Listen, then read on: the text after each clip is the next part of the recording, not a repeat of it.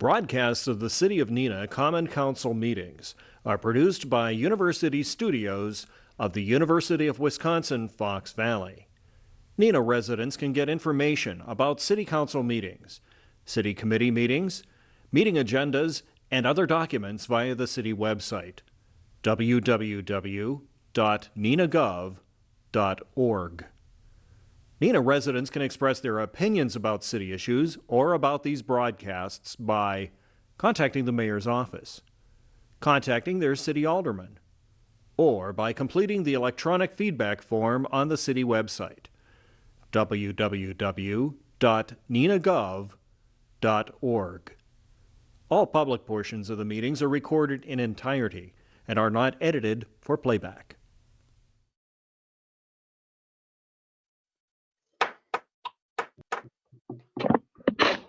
I would like to call to order the meeting of the Neenah Common Council for Wednesday, December 16, 2020.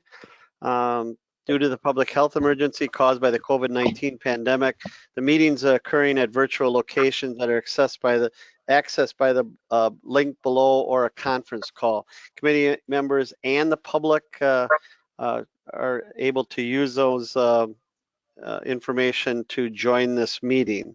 The meeting has been properly noticed, and we have a quorum present.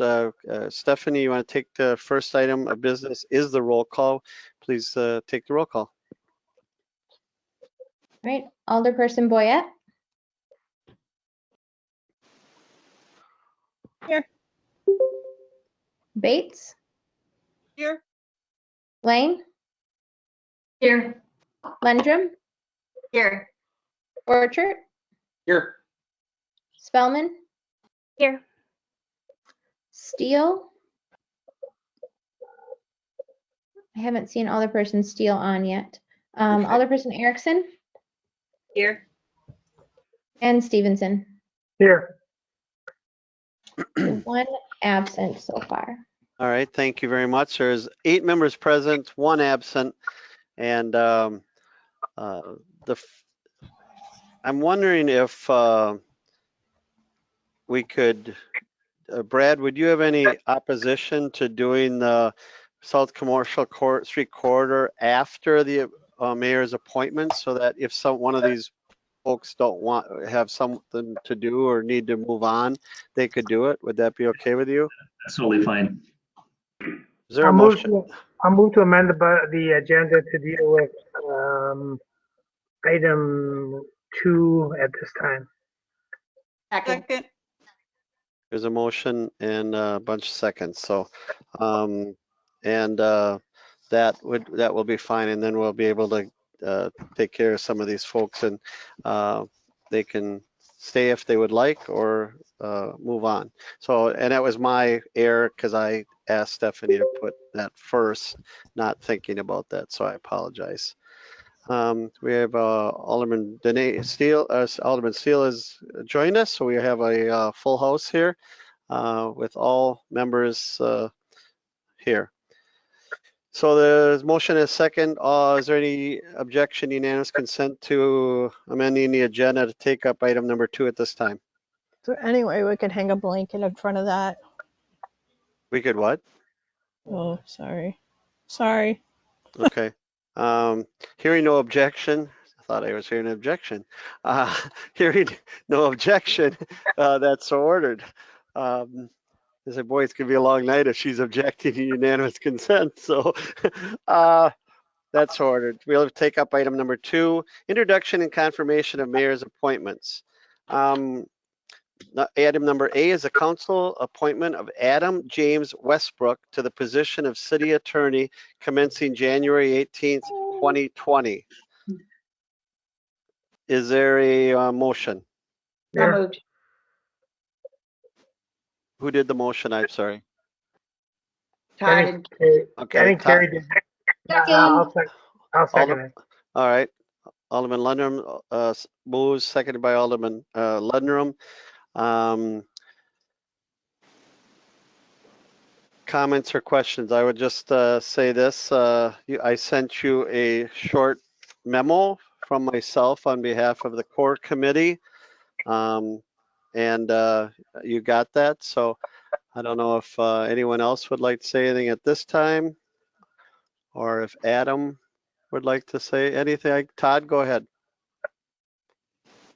Yeah, thank you, Mayor. I just wanted to dovetail on the mayor's, to confirm and comment on the mayor's letter that he shared with the council regarding the process.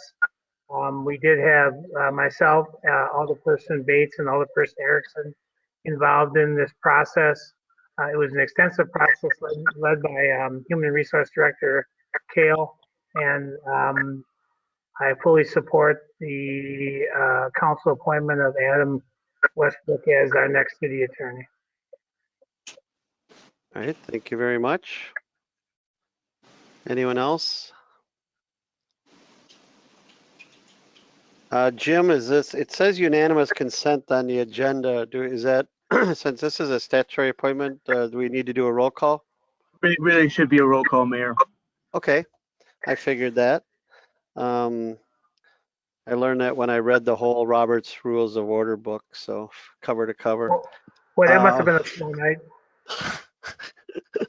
And in case you ever need a backup attorney here, I'm available. You can stay at the Holiday Inn too. Yeah, a whole week. There is a motion and a second to appoint Adam Westbrook to the position of city attorney commencing January 18th, 2021. All in favor will vote aye. All opposed say no. As the clerk calls your name, please.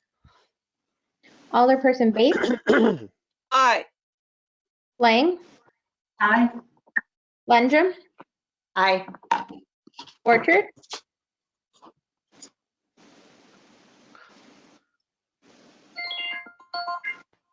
did we lose him? There he is.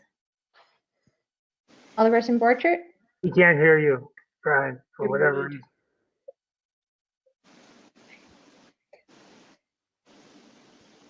thumbs up is an aye, all right. Alderperson right. Spellman, Aye. Steele, Aye. Erickson, Aye. Stevenson, Aye. and Boyette. Aye. Motion carries. That motion passes unanimously. And Adam, let me be the first to congratulate you on your new position as the Neenah City Attorney. We're all very excited about you joining the team here, and you've had a good tutelage for the past 3 years under current City Attorney Jim Godleski. And I know on my behalf, I wish you very well and a long career here. So Adam, congratulations. Thank you so much. Would you like to say a few words? Just that I'm very honored and privileged to get this position. And like you said, Mayor, City Attorney Godleski has been a great mentor the past 3 years. And I have very, very big shoes to fill, but I promise to every council member here, every staff member, and to you, Mayor, to do my best job to serve the city as well as all of those who have come before me. And as well as our wonderful staff does. So again, I'm very, very humbled and appreciative for this amazing opportunity. And I look forward to serving you and the city to my best ability. Thank you very, very much. And congrats again. You know, if we were meeting regularly, we'd have cake and ice cream and all that too, you know.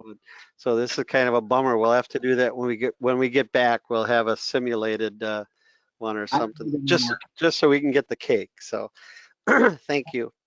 Anyone else have any comments they'd like to share or anything? Or are we good? All right. So that is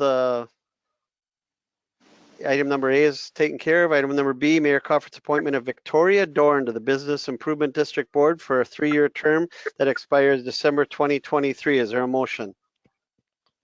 Move to approve Victoria Dorne to the bid board. There's a motion by Bates, seconded by Borchert. Is there any discussion? Did Victoria want to say anything, Mayor? I was, yep, good, appreciate it. Victoria, would you like to introduce yourself and just tell us a little bit about why you're interested in this position? Hi, everybody. I am a very small new business downtown Neenah, and I have lots of good ideas, I think. And I like to be a part of the community. So I am really looking forward to seeing what we can do in the next 3 years. Well, we appreciate your willingness to serve and volunteer on behalf of the entire city of Neenah and make this a better place in the downtown as part of the bid board. Some really great things are going on there. Of course, everything's shunted a little bit here with the pandemic that we're in, but we're really positive and optimistic for the future. So welcome. Thank you.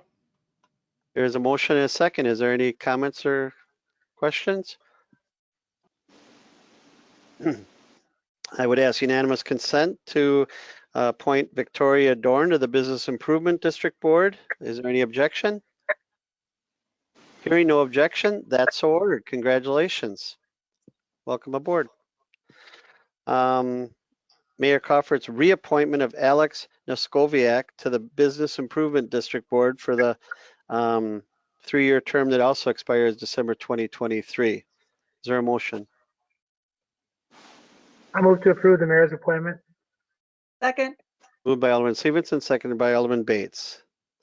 I don't know if Alex is on. Alex, are you with us tonight? Alex has been on the board and he's being reappointed. So, I'll have his information. There's a motion and a second. Is there any objection, unanimous consent to the appointment of Alex Noskoviak to the Business Improvement District? Hearing none, that's so ordered. Mayor Crawford's reappointment of Thomas Bukta to the Neenah Harbor Committee for a 3-year term that expires October 2023. Is there a motion? So moved. There's a motion by Borchert. Is there a second? Second. Second by Alderman Bates. I don't see Tom on. I think it That was Alderperson. Alderman Erickson. I'm sorry, Marge. That was Alderman Erickson with the second. Not Okay. that I wouldn't have. That's okay. Thank you. This is also the next 3 are reappointments to the Harbor Commission, which meets on call. All 3 gentlemen have done a great job and really, meeting on call and taking care of the harbor and things like that. And they're all willing to be reappointed. So any objection to unanimous consent for the reappointment of Thomas Bukta? Hearing none, that's so ordered. Mayor Crawford's reappointment of Peter Casper to the Neenah Harbor Committee for a 3-year term expiring October 2023. Is there a motion? I move to concur in the mayor's appointment. Moved by Alderman Stevenson, seconded by Alderman Erickson. I don't believe Peter's on tonight, but like I said, all 3 of them have done a good job. Any objection, unanimous consent for the reappointment of Peter Casper to the Neenah Harbor Committee? Seeing none, hearing none, that's so ordered. And item F, my reappointment of John Ross to the Neenah Harbor Committee for a 3-year term that also expires October 2023. Is there a motion? So moved. Motion by Alderman Bates, seconded by Second. Alderman Lang. Any objection, unanimous consent for the reappointment of John Ross to the Harbor Committee? Hearing none, that's so ordered. I have an reappointment of Amanda Loudon to the Park and Recreation Committee for a 3-year term, expires 2023 December. Is there a motion? So moved. Second. Motion by Borkert, seconded by Lang. I spoke with Amanda and she's willing, she's excited to serve another term. Is there any objection, unanimous consent to Amanda Loudon being reappointed to the Park and Rec Committee? Seeing none, that's so ordered. Mayor Crawford's reappointment of Ted Galloway to the Park and Recreation Committee for a 3-year term to expire December 2023. Is there a motion? Move to approve. There's a motion by Alderman Erickson, seconded by Alderman Lundgren. Ted, are you on? I am, Mayor. There you go. I did have an opportunity to speak to Ted. Ted, do you have anything that you'd like to add? I just would like to thank the council for the support on some of the projects we've done recently. Certainly Washington Park, I think everyone can agree, is probably one of the new heaviest used facilities and probably one of the most diverse. If you go by the basketball court almost any time of day when the weather's good, just a phenomenal facility. And I think our biggest challenge going forward is getting a winning focus on Arrowhead and trying to do whatever we can to help ameliorate the stagnant water that afflicts that site from July through the end of August. Because if we want people to use it, we've got to help make it as attractive as possible. And I'm sure everyone on the commission will do their best to do that. Thank you very much. Ted, how long have you been on the committee? A long time. Good answer. Yeah, former Mayor Harwood tried to kick me off, and I said, well, address that with the newspaper. It never happened. And so that's how long ago it was. All right. Well, we appreciate the fact you're still willing to serve, so thank you very much. There's a motion. Is there a motion, Stephanie, on Ted? Okay, there's a motion and a second for the reappointment of Ted Galloway to the Park and Recreation Committee for a 3-year term that expires December 2023. Is there any objection to that appointment? Alderman Lundrum? Yeah, it wasn't me that seconded it. I was on mute. So I think it was Alderman Erickson, maybe? No, I made the motion. I don't know who said, it wasn't me. Okay. It Alderman was Jane Bates. Lang. Alderman Bates is motioning. It's kind of No, hard Jane sometimes. Lang. All right, Jane Jane Lang. Lang. It's kind of hard. Sorry, Jane. You're in the bottom left of my screen. I don't get down that far very often. Okay, well, that's fine. Good. Well, there's a motion and a second. Is there any objection to unanimous consent? Hearing none, that's so ordered. Item I, Mayor Crawford's reappointment of Dave Rouse to the Sustainable Neenah Committee for a 3-year term that expires December 2023. Is there a motion? So moved. Second. Motion by Bates, seconded by Borchert. David is here. David's been on the committee for a while. I know this year's been a little rough on him with on the committee with COVID and that, but David, we appreciate the fact you're always willing to attend the meetings and provide input. So welcome. Thank you. And I heard good news today. High C Orange is coming back. So, or maybe I'm not supposed to say that, but that's my favorite. So let the cat out of the bag. So thank you. You're a strong reader. All right.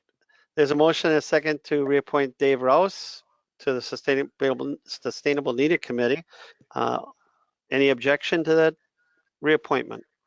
Unanimous consent? Hearing no objection, that's so ordered. And Mayor Crawford's reappointment, congratulations, Dave. My reappointment of Forrest Bates to the Neenah Menasha Sewage Commission for the 3-year term that expires December 2023. Is there a motion? So Move moved. to approve the mayor's appointment. Motion by Stevenson, seconded by Second. Borchert. Forrest is on. He must be a 2-computer household, so that's nice. Any comments for us? Only that I enjoy being on the Sewage Commission, and I look forward to making sure that Neenah is well represented. And I want to thank you and the City Council for renominating me and reapproving me. Thank you. Thank you. Just like the other people that were appointed, I will tell you this, I don't know how many people would raise their hand to be on the Sewage Commission, but Forrest does a great job at it, along with the rest of the Greg Weinberg and that, and keeping the other communities in check, making sure that they're looking out for the city of Neenah's best interest, and appreciate that very much. Mayor? Thank you. Go ahead, Todd. Yeah, we've gone through some struggles with trying to run meetings through virtual technology. one of the high spots in my virtual experience is being able to look up in the upper right-hand corner of my screen right now and see Mr. and Mrs. Bates right next to each other. There you go. I will ask Renee to join us next time. Thanks. All right. Anyone? Thank you. That is cool. Any objection to the reappointment of Forrest Bates to the Neenah Menasha Sewage Commission? Any objection? Seeing no objection, that's so ordered. Congratulations to all those who have been reappointed or appointed tonight. We really appreciate you doing this on behalf of the city, and welcome. So it's great to have you. Thank you. All of you will, at your convenience, come into City Hall. Stephanie needs you to sign a document, I believe, right, Steph? And then also Yep, get sworn in. You'll get a letter just confirming that you were appointed tonight, and in it there will be an oath. And you can either sign that in front of a notary or just come into the office and we'll take care of that part of it for you and we'll swear you in. Okay, is that all right? Yes. We could, like I said, we could in Moss, Jim, in Moss, could we do the swearing in right now and they all state their, their name and what title they're been appointed to and get it over with? We have done that in the past. I don't know if Stephanie's prepared for that tonight. It's kind of different with the large group in the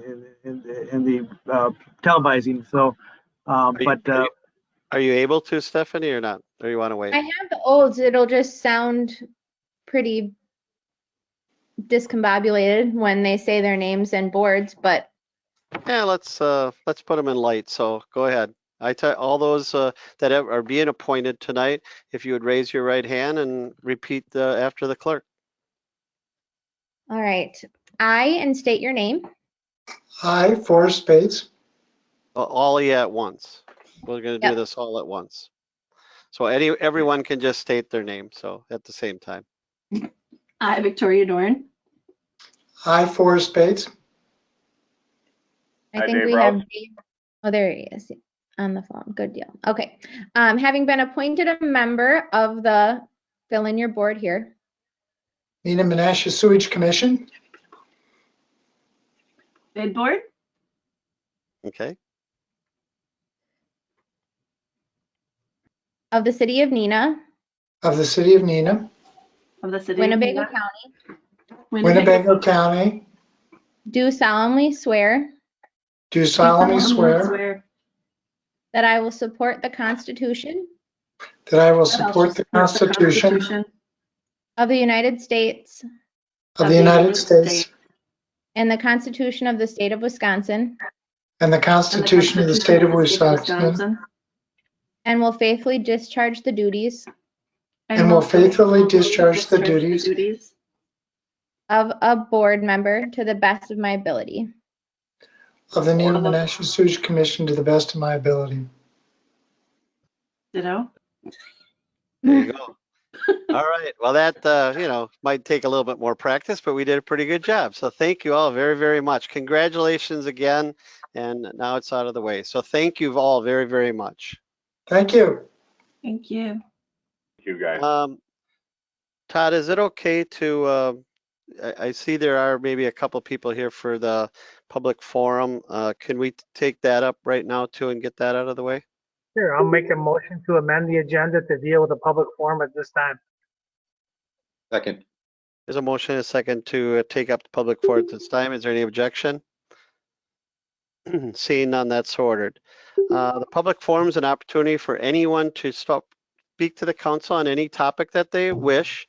All we ask is you try to stay under 5 minutes, and we ask that you state your name and address just so we have it for the public record. Is there anyone here? Go ahead. Is this for the public hearing that has 2 items on it, or the open public forum? Say that again. So there's a public. My motion was for the public forum, but if it needs to be for the public hearings, we can do that. I just want to clarify. It's for the public forum, item number 6. Okay. Okay. So there's a motion. we had a motion, a second, to just bring the public forum up at this time, okay? So is there anyone in the audience who'd like to address the council on any topic that they would like? I would. Kate Hancock Cook, go ahead. Okay, hi. My name is Kate Hancock Cook. I live at 216 Bosworth Court in Neenah, Wisconsin. And some of you might know me. I've served the city on the Park and Rec Commission and the Planning Commission. And I've lived in Neenah, I think, 35 years. And I just wanted to come to the council tonight to talk about a topic that's very important to me, which is what we can do about improving our climate. And I served on the Neenah Sustainability Committee from the initial committee in October of 2007 till about 2016. I was a scientist. I am now a retired scientist from Kimberly-Clark Corporation. And while I was at Kimberly-Clark, I also worked on sustainability and environmental issues. As I've retired, I started to work as a volunteer lobbyist for a group called Citizens Climate Lobby. We're a very large volunteer organization working at a national level to achieve what we call the carbon fee and dividend, which is a means of pricing carbon, which will help our economy to shift to lower carbon sources of energy. And as you know, so we work on a national level. I'm a lobbyist. I get to go to Washington every once in a while when we're not having a COVID. We get to Zoom our lobby calls now, just like this. And we're working on a bill that's in Congress now. And we know that all politics are really local, and that we know that our legislators, national and state legislators, respond to the political will and the actions and interests of citizens and our local legislators on a municipal level. So what we're interested in is I want to be able to explain what carbon fee and dividend is. And in the United States, our groups are working with local legislators to pass local resolutions supporting that particular topic. And we know that it's sort of a very obscure topic to many people, but it's not too hard to understand. And I would love to be able to have one of our lobbyists or one of our volunteers come and talk to you about it, because we'd love to be able to say that the city of Neenah supports improving our environment in this particular way. I know that the city of Neenah, that we all as citizens care about how our local environment is. And we know that we're starting to see changes that we need to have some impact on. And this particular bill, which is called HR 763, the Energy Innovation and Carbon Dividend Act, which really doesn't flow off the tongue at all. We wish it had a nicer little, abbreviation. That bill will start to do that. And that the citizens of Neenah, when in 2007 and in 2008, did pass resolutions trying to take action on our environmental issues at that time. So I believe that with this support would show that we really do in the city of Neenah want to take action on climate. So I would love to be able to come and present to the council or provide information to you in the future. If anybody has any questions, you can contact me. I can send you information about it, but we could do maybe a 10-minute presentation, 15-minute presentation, talking about what this is and why we think local resolutions will help us to have greater impact at the national level. So thank you very much for your time, and I look forward to hearing from you and speaking to you. Thank you, Kate. We'll talk a little bit more about it on the when the mayor council right after this will can talk on these issues. Mike Kriegel, would you like to address the council? Well, certainly would. Hi, my name is Mike Kriegel. I'm the owner and operator of the Culver's Restaurant in Neenah for starting way back in 2005. The reason I'm here this evening is to just talk about some difficult times small businesses have during these unprecedented times that we're dealing with. And one of those is I need to say first and foremost that, those of us with drive-throughs have been very fortunate. A lot of our brothers and sisters in the restaurant industry aren't so fortunate. However, being shut down on March 17th of this year created some downturns for our staff. We had to reduce the number of staff as our dining room was not open, obviously, and we reopened back on July 6th. And having to, reopen and having the joy of reopening, we needed to get the word out. And so I had 6 signs made that were put up. They're about the size of your average. I think they're 18 by 24 actually. And I put 3 of those out on Winneconne Ave and 1 out on the intersection of Winneconne Ave, right where the stop and go lights are. And then 1 by we have a bus stop right there, and then 1 on the south side. And what I'm asking for is some leniency at during this difficult times. Business is down. Yes, people might say, well, gee, your drive-through is just always backed up and out into the road. But at the same time, we need to get the word out there that we are open for business.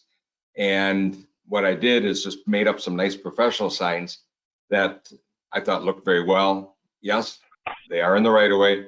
I was also sent a letter at the time by Katie, I forget Katie's name, but by the city, stating that the signs are in the right of way and that they need to be reduced down to 1 sign because of all the different sign ordinance that we have. We've always done a good job of supporting the city in any endeavors that I've ever been asked for.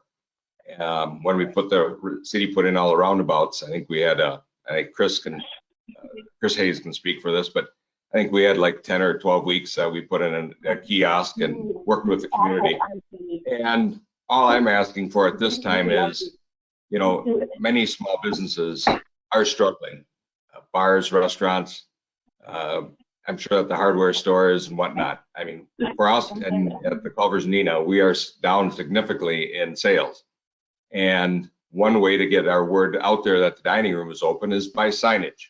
And we all know that easy signage that's in your face or viewable is a lot easier to see in numbers than it is if you just have 1 sign set back on our like 12 feet back from the right of way.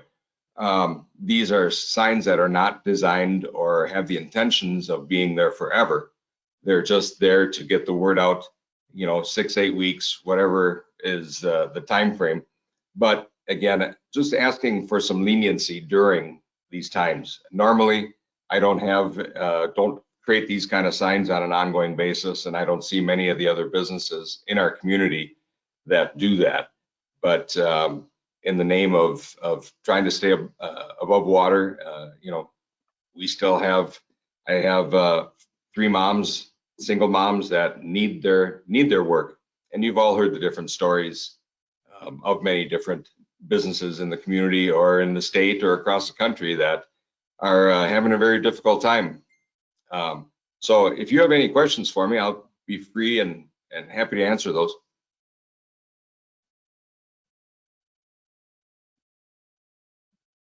Thank you, Mike. We will, we can respond in the next part, Carrie. Thank you. I'll see if there's anyone else first, and then we'll go on to the item number 7. So is there anyone else who'd like to address the council on any topic tonight?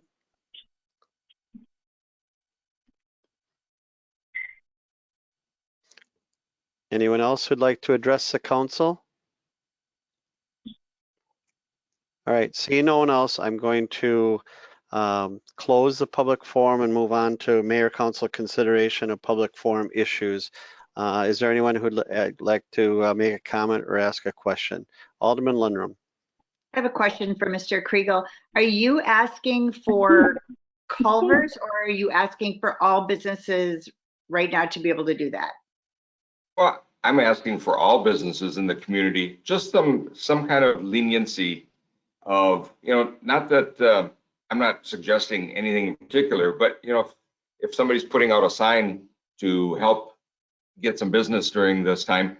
I think if, as long as it's in nice standing and done well, I'm just asking for some leniency from the city for all businesses that would do that. That would have that need or that marketing strategy. Okay, thank you for the clarification. Thank you, Alderman Landrum. Alderman Boyette, and then I think the deputy city attorney may have had its hand up. No, okay, I'm sorry. Alderman Boyette, go ahead.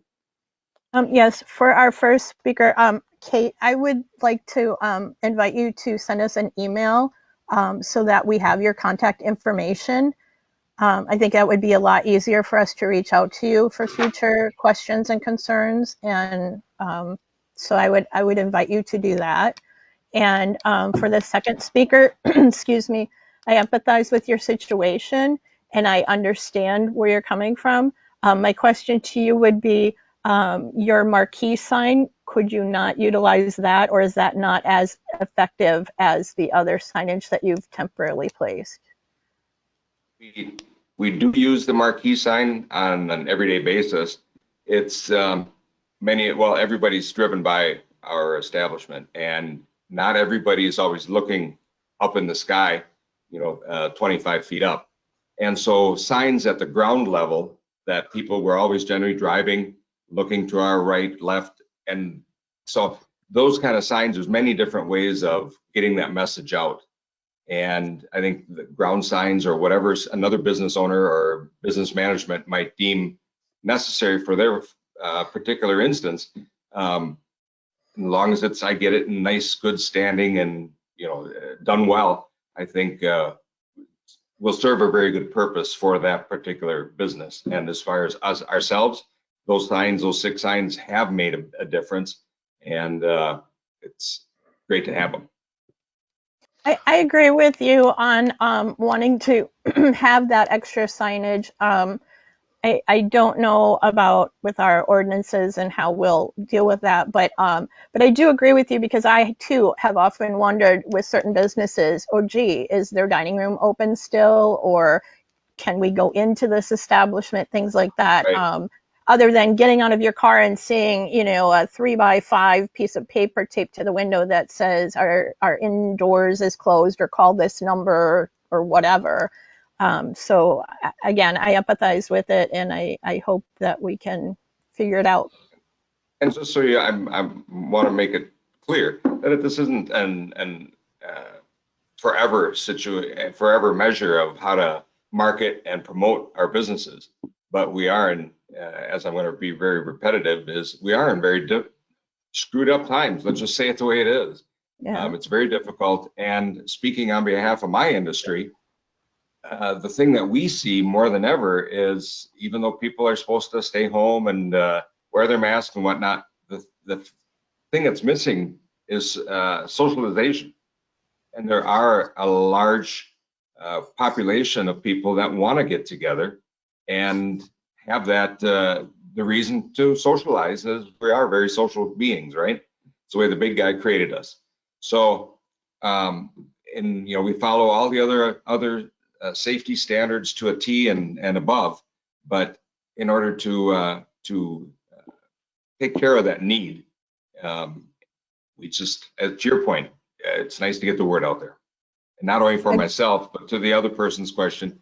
I think there's many other eateries, for example, or whoever it is, whether it's the Krugers that might have a sign out for a special or whatever. It's just different ways to get the foot traffic that we need so that we can pay our water bill, our utility bill, our property taxes.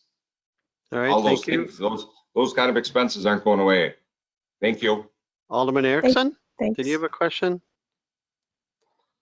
or a comment? Go ahead.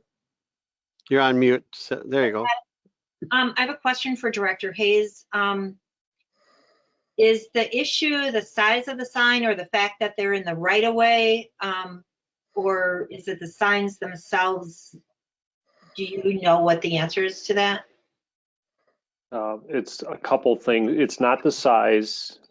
It's the number. The ordinance allows one, what we call a portable sign, I think of 8 or 11 square feet. So the size is clearly well within the ordinance. we don't allow them in the right of way, and we allow one per property. So it's number and location in this case. My concern is the fact that it's in the right of way. You know, I'm supportive of having additional signs possibly, but keeping them out of the right of way is a concern to me because if it's a distraction for drivers. But if they're in the size range, I think that's fine. But I think that we could maybe look at that. Okay, any other comments or questions? Alderman Steele, go ahead. Yes, I just wanted to say that I would be very supportive of having a presentation by the Citizens Climate Lobby. Obviously, climate change is something that is here to stay, and it behooves us all to think about how we can, in large and small ways,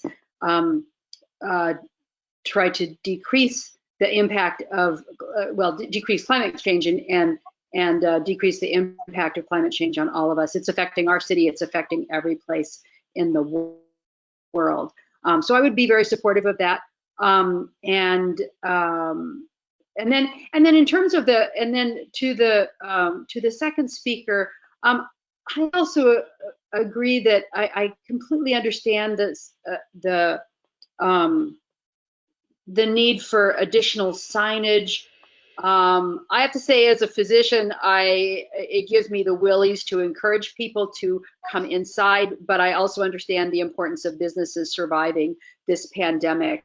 I think I'm very supportive of allowing additional signage. Again, I'm not sure that the right-of-way is the best place for that, but I think we could definitely talk about those issues further. All right, thank you very much, Alderman Steele. Alderman Lundrum, go ahead. I would also like to encourage Mr. Kriegel to work with our community development office and talk to Carol Casimir about our loan and grant program. We've got several programs for businesses to purchase things like maybe a banner or something that would go, you know, on your property somehow. So I would just encourage you to work with them. Okay. Thank you. All righty.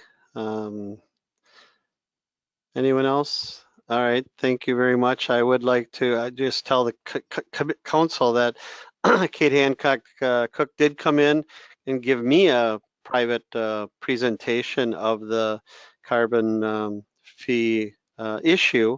And, you know, it's very interesting to listen to it. I know some people are going to agree, some are not going to agree with the concept, but I think, you know, if Kate would like to come in, we will, Kate, after the holidays, you know, January or something, February, we'll look and see if we can carve out, you know, we allow people to do presentations all the time at the council meetings. So, so we can probably set that up for some time in January or February, find a time, okay? I will talk also with Alderman Stevenson about scheduling something. So thank you all for joining us tonight in the public forum. Is there anyone else? Otherwise, I'd like to close the mayor and council consideration of public forum issues at this time. So thank you all for joining us tonight, okay? You're welcome to stay if you'd like or move on. Then we will go back to item number 3, approval of the council proceedings. Approval of the council proceedings of December 2nd, 2020 regular session. Is there a motion? Move to approve. There's a motion by Lundrum. Second. Seconded by Borchert. Is there any comments, questions? Discussion? Deputy City Attorney Westbrook, go ahead. Well, just to be clear, the presentation should be next. Right. Unless you wanted to move it to the end of the. Yeah, there you go. Yeah, I did do that. So yeah, I guess we probably should go back into the regular order now. I'm sorry I skipped that. So and I just wanted to get the the general public who is here, give them the opportunity to get out of here if they so desire. So yep, thank you for that.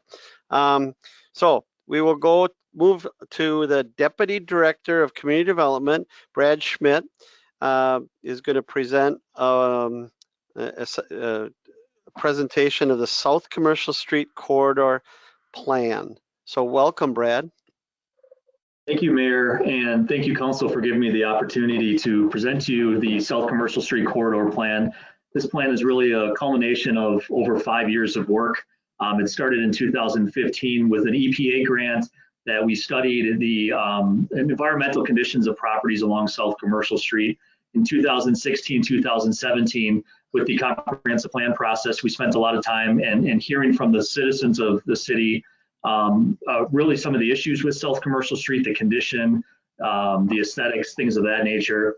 In 2018, we conducted a South Commercial Street survey to the citizens of Neenah, business owners, property owners, customers, had over 800 respondents. In addition, in 2018, we held the Bazaar After Dark, which we were able to get some public input as well. Over that time, the city has purchased a number of blighted properties.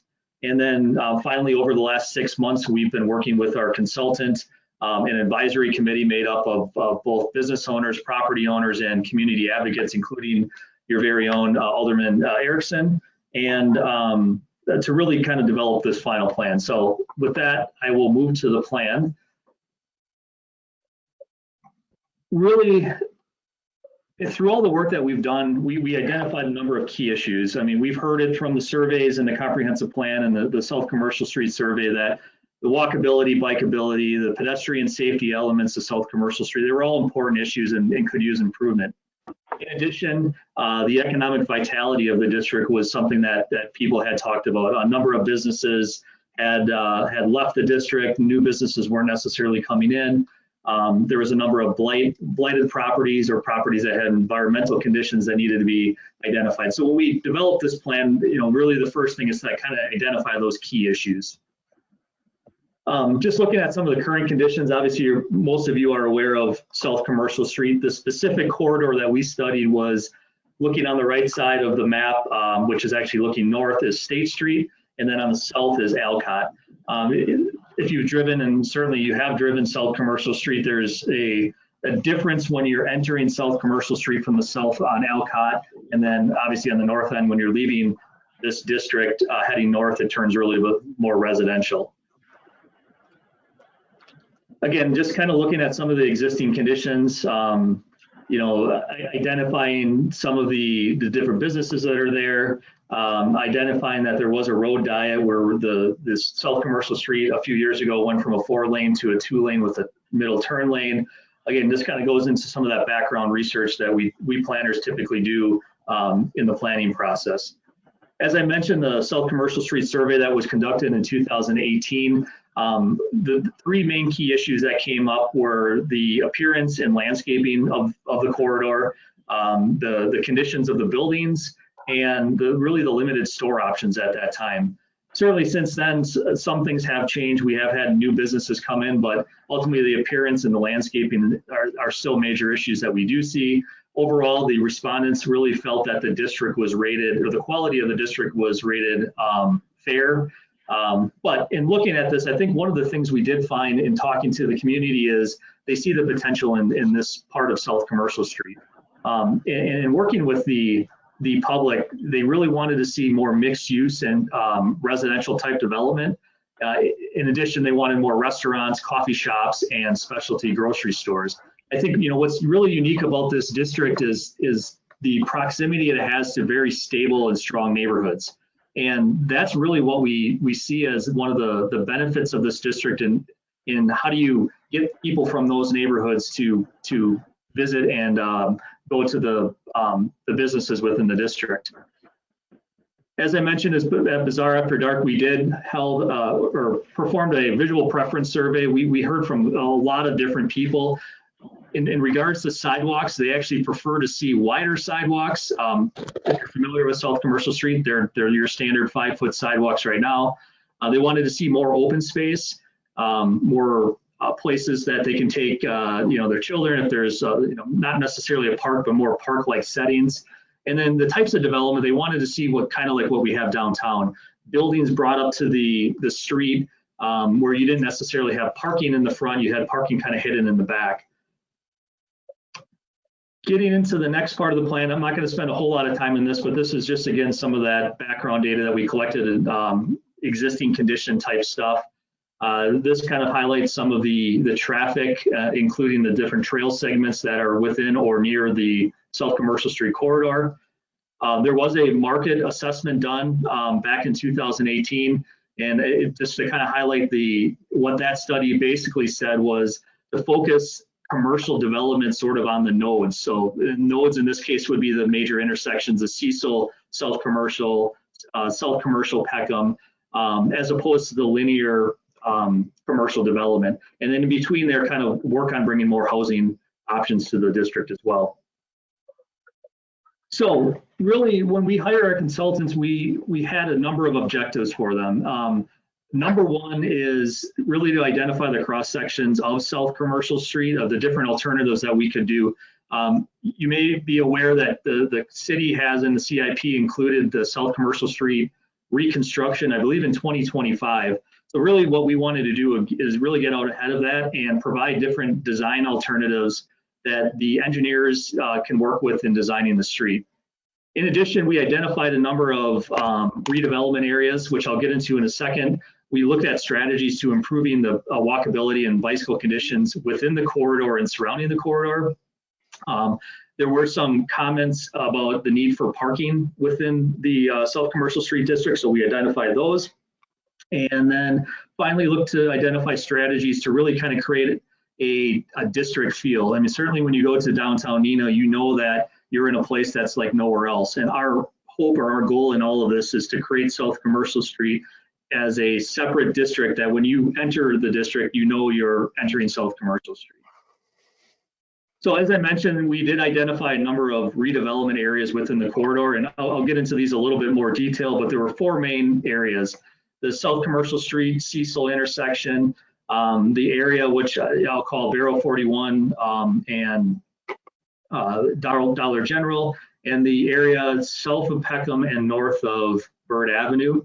And then there's kind of an island that we did identify. This is that area along Cecil Street on Marathon and Cecil, which includes a number of uses like industrial uses and car repair and things of that nature. But before I get into that detail, we'll focus on the cross sections, the alternatives that we came up with. So this is the cross section of the existing street. As many of you are aware, there's 2 lanes, north-south lane and a middle turn lane, and then 2 5-foot bike lanes on either side, a small terrace and a 5-foot walk. So basically this is the area we're working within, the 66-foot right-of-way. Certainly this is a very high trafficked area, so we have to take that into account when designing the alternatives, but also looking at some of those other things like pedestrian and bikeability as well.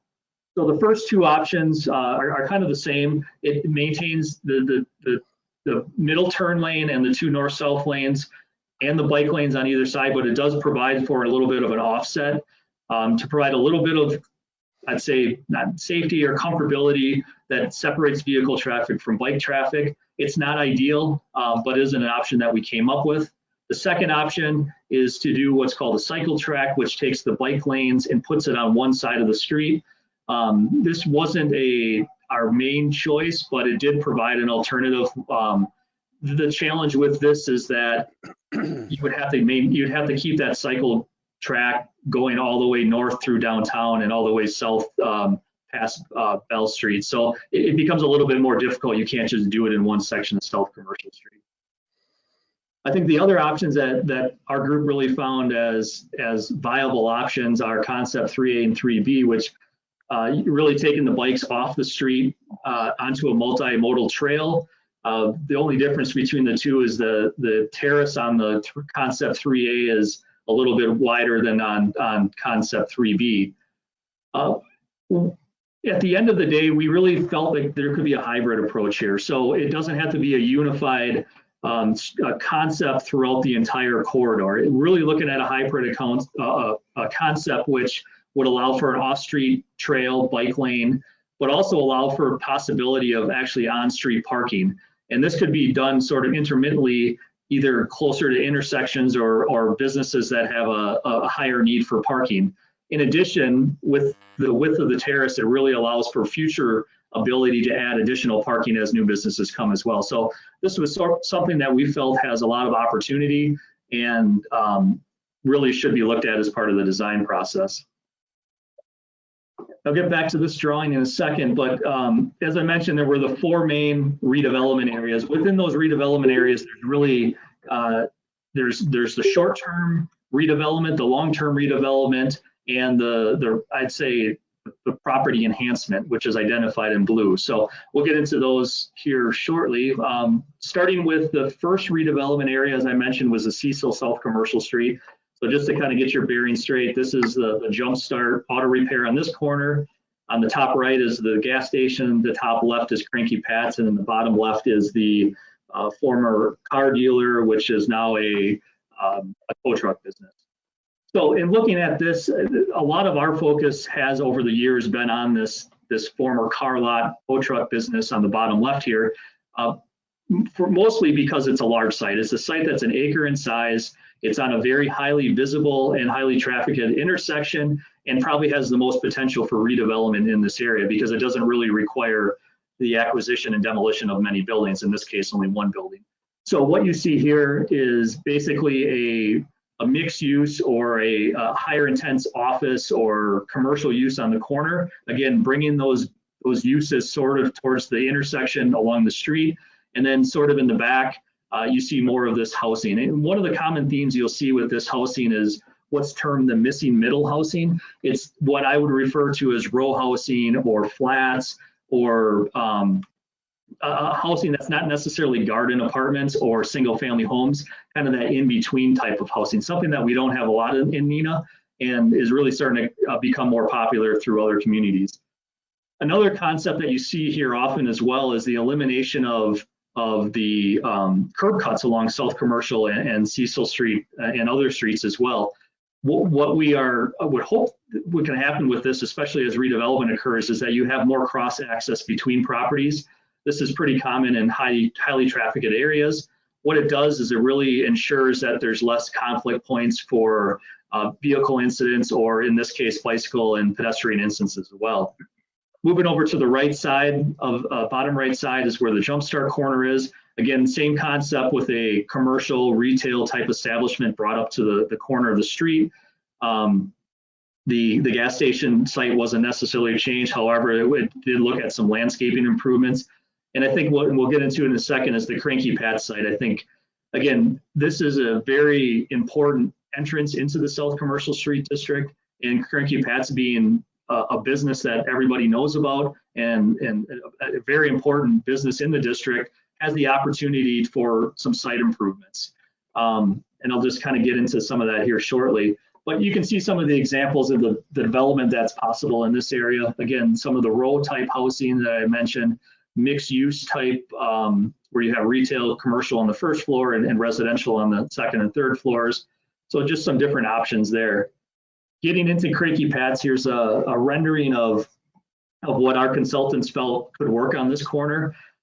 This is something that we've had a number of conversations with David Earl, the owner of Cranky Pads, over the years about doing something with the corner that allows for some activity. In this case, the possibility of adding some outdoor seating, which could also maybe allow for some public events, things of that nature. So again, this is just an idea.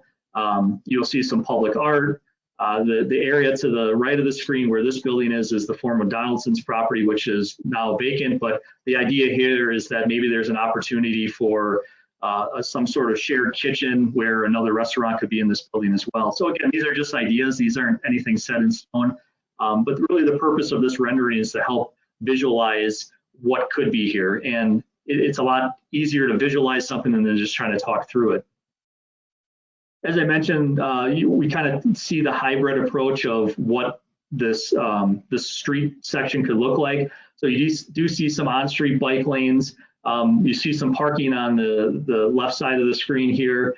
And then I think more importantly, one of the things we want to do is how do we improve pedestrian safety and bicycle safety at intersections, and Cecil and South Commercial being one of the the busiest intersections, what you see here is sort of these separations at the intersections.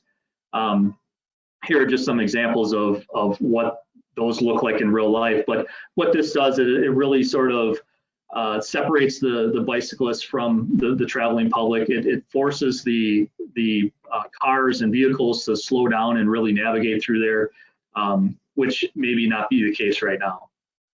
Moving on to our second redevelopment area. This is, again, the area, as I mentioned, Barrow 41, the former family video site. What this site is really looking to do, and this is really more of a site enhancement than a redevelopment, but there's an opportunity to formalize, I'd say, this connection between Maple to the right of the screen and Commercial Street in the middle of the screen. There's only two full intersections in this entire corridor. It's Cecil and South Commercial and South Commercial and Peckham. This area in the middle would sort of provide a crossing ability for pedestrians. What we've heard from our advisory committee was a lot of people are just crossing wherever they can because the two crossing spots are too far away. So this would provide an alternative option to that. In addition, you can see some other housing designs, as you can see that missing middle, if you want to call it that, the townhomes, the flats, sort of south of where Barrow 41 is. And then on the opposite side of the street, you have My Place and Create Lab. Again, the idea here is how do you eliminate some of these curb openings and look at more cross access between properties as opposed to every single property having multiple access points. Again, this is something a lot of this we have to work through. None of this is set in stone as far as the final design, but from a urban design and a standpoint, this is some of the things that we came up with. Moving on to the third redevelopment area. This is the area, again, to the north is Peckham Street, and to the south is Bird Avenue. The area that I'm highlighting, if you can see on the screen, which is kind of where these brown buildings are, is the old Valhaven property. The idea here is, again, to kind of create a housing development with those types of row houses and townhomes. And then the area to the north, which is located here in B in the yellow, are kind of more, it could be small single family attached or detached type houses. The thought here is really to take advantage of a future stormwater pond that the city is planning in this area. So to not just build a stormwater pond, but build a stormwater pond that has some aesthetic aspects to it, including walking trails and things like that.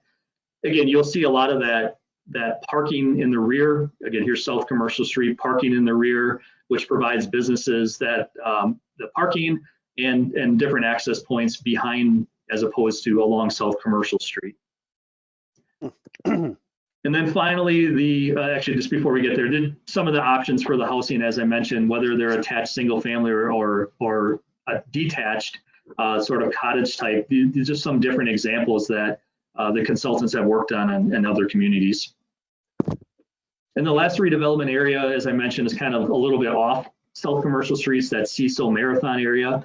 This is an area that our department had requested to be part of this study because it's been an area that we have identified as in need of redevelopment. We've been trying to push developers to this site for a long time.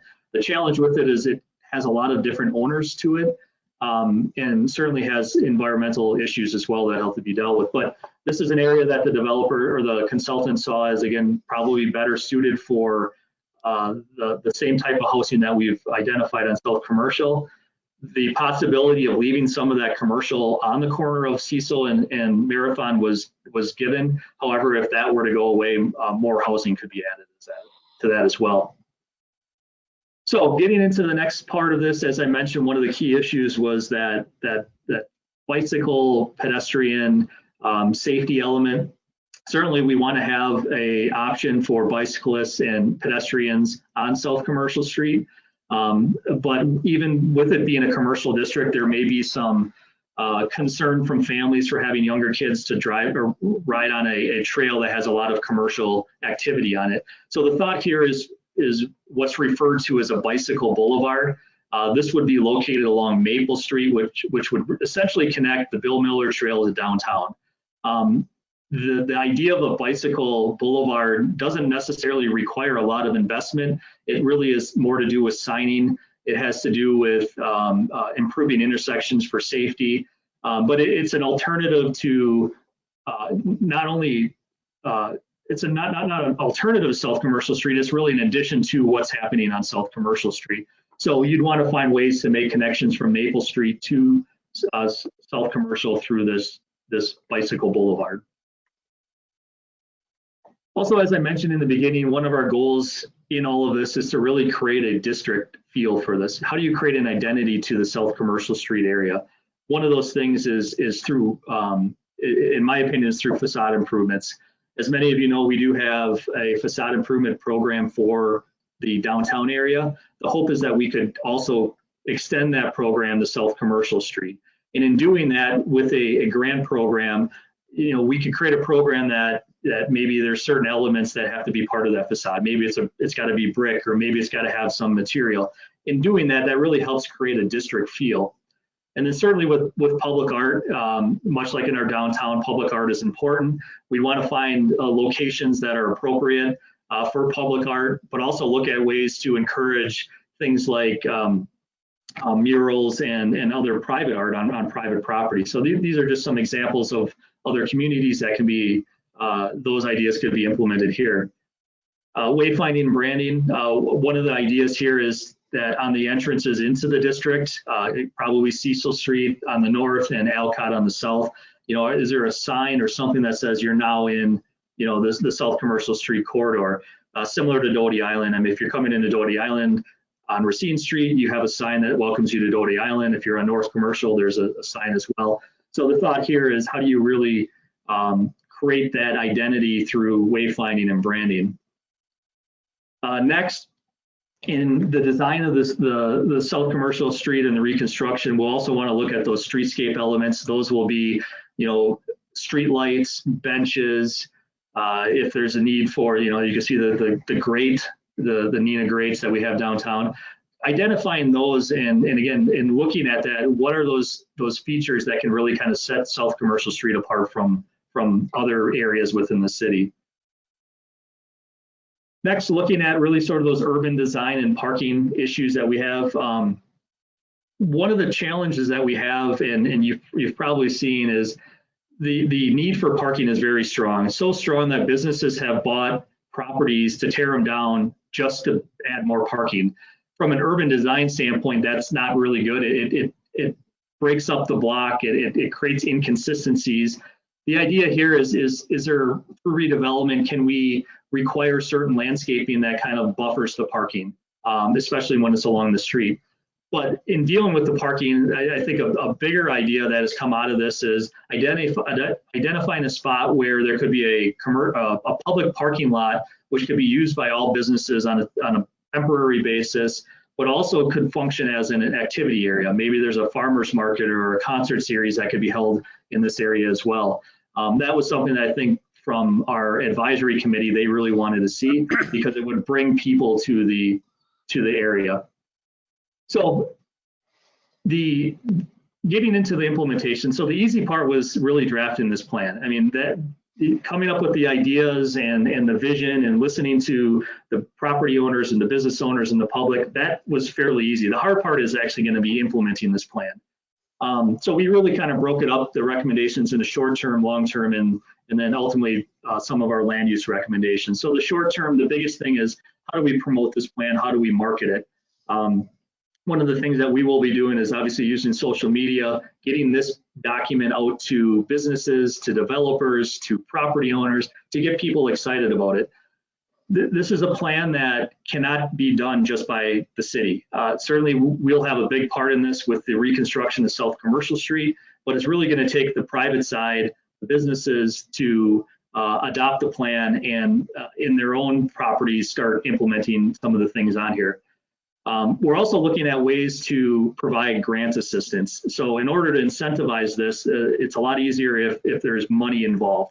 One of the things that you'll see coming here very shortly is a formalized, what's called a redevelopment plan, which would give us the ability in the South Commercial Street District to be more aggressive with our grants, particularly with our community development block grants. Right now, we can't use those block grants, say, for facade improvement in this area. With this redevelopment plan, we would be able to do that. So we're looking at some of those grants, and that'll be coming here shortly.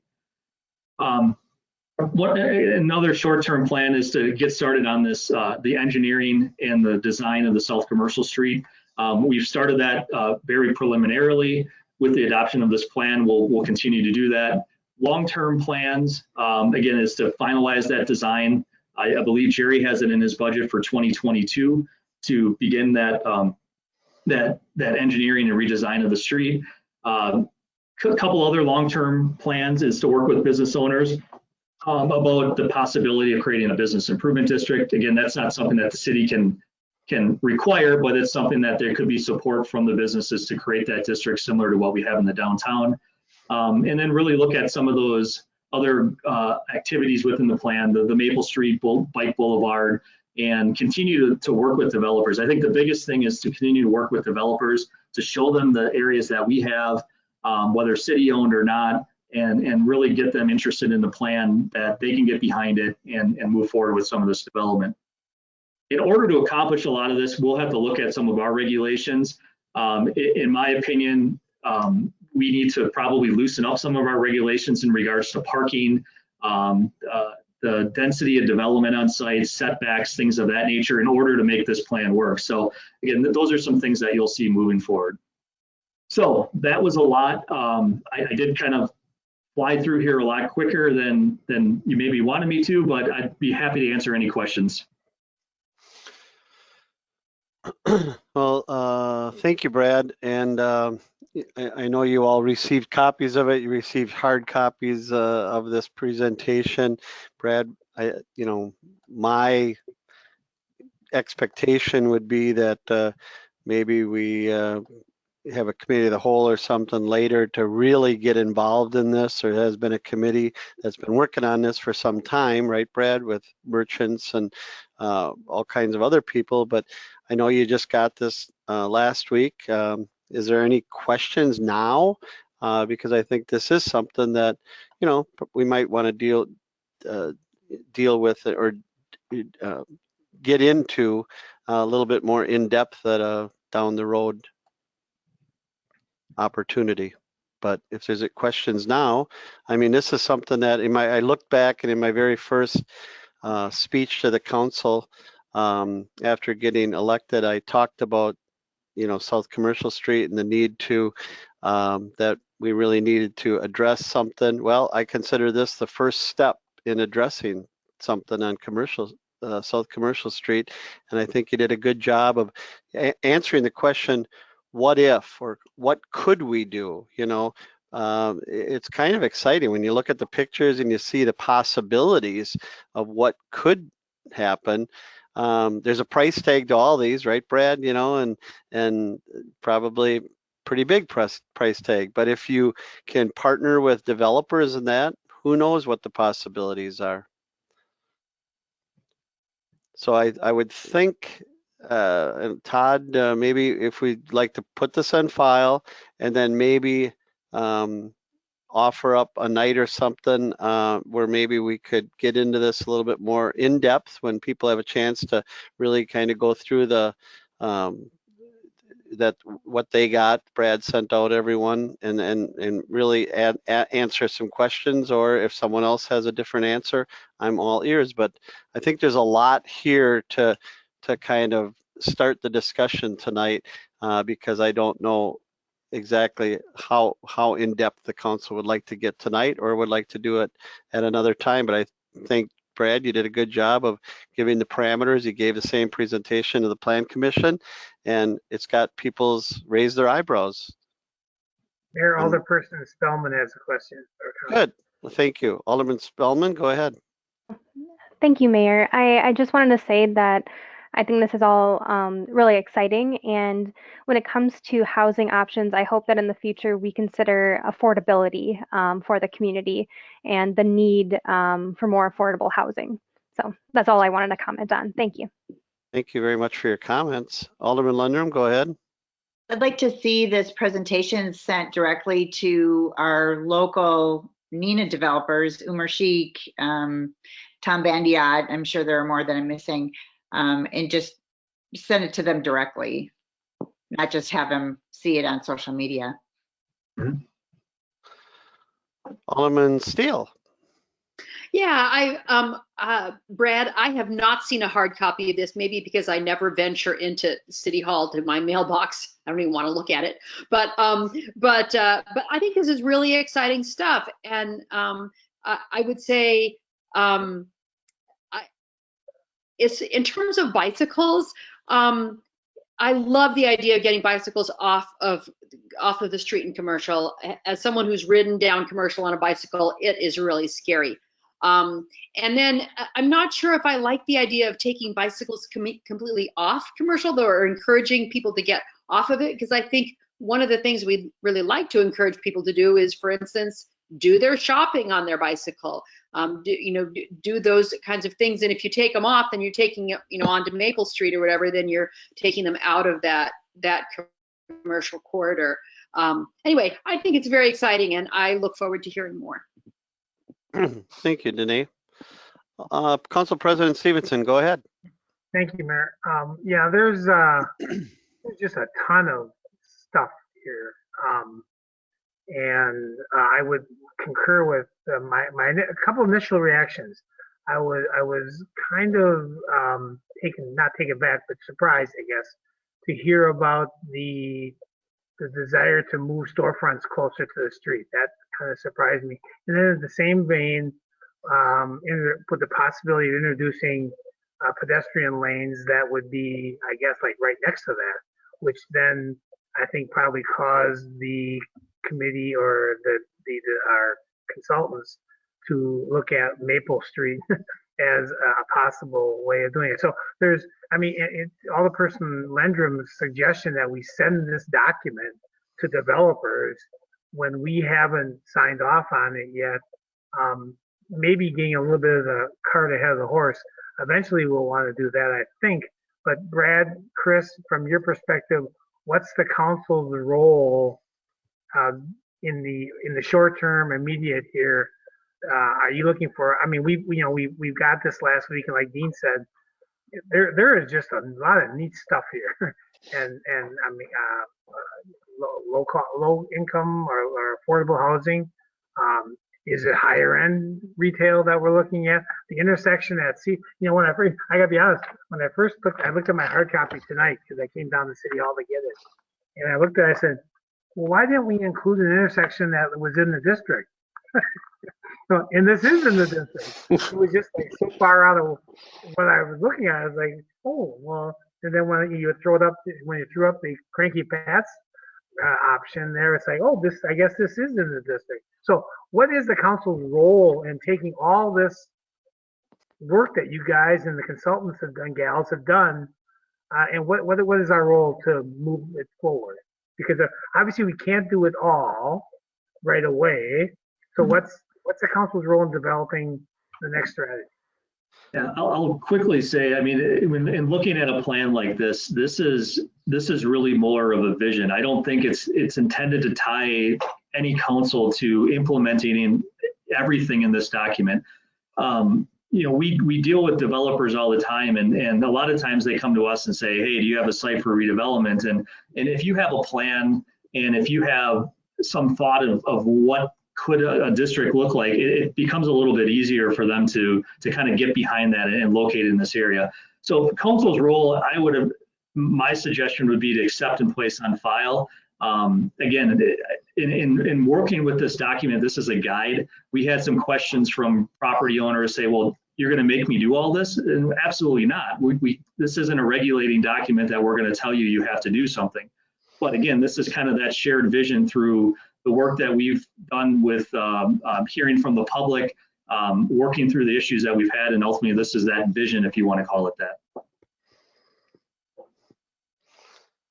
Alderman Boyette, go ahead.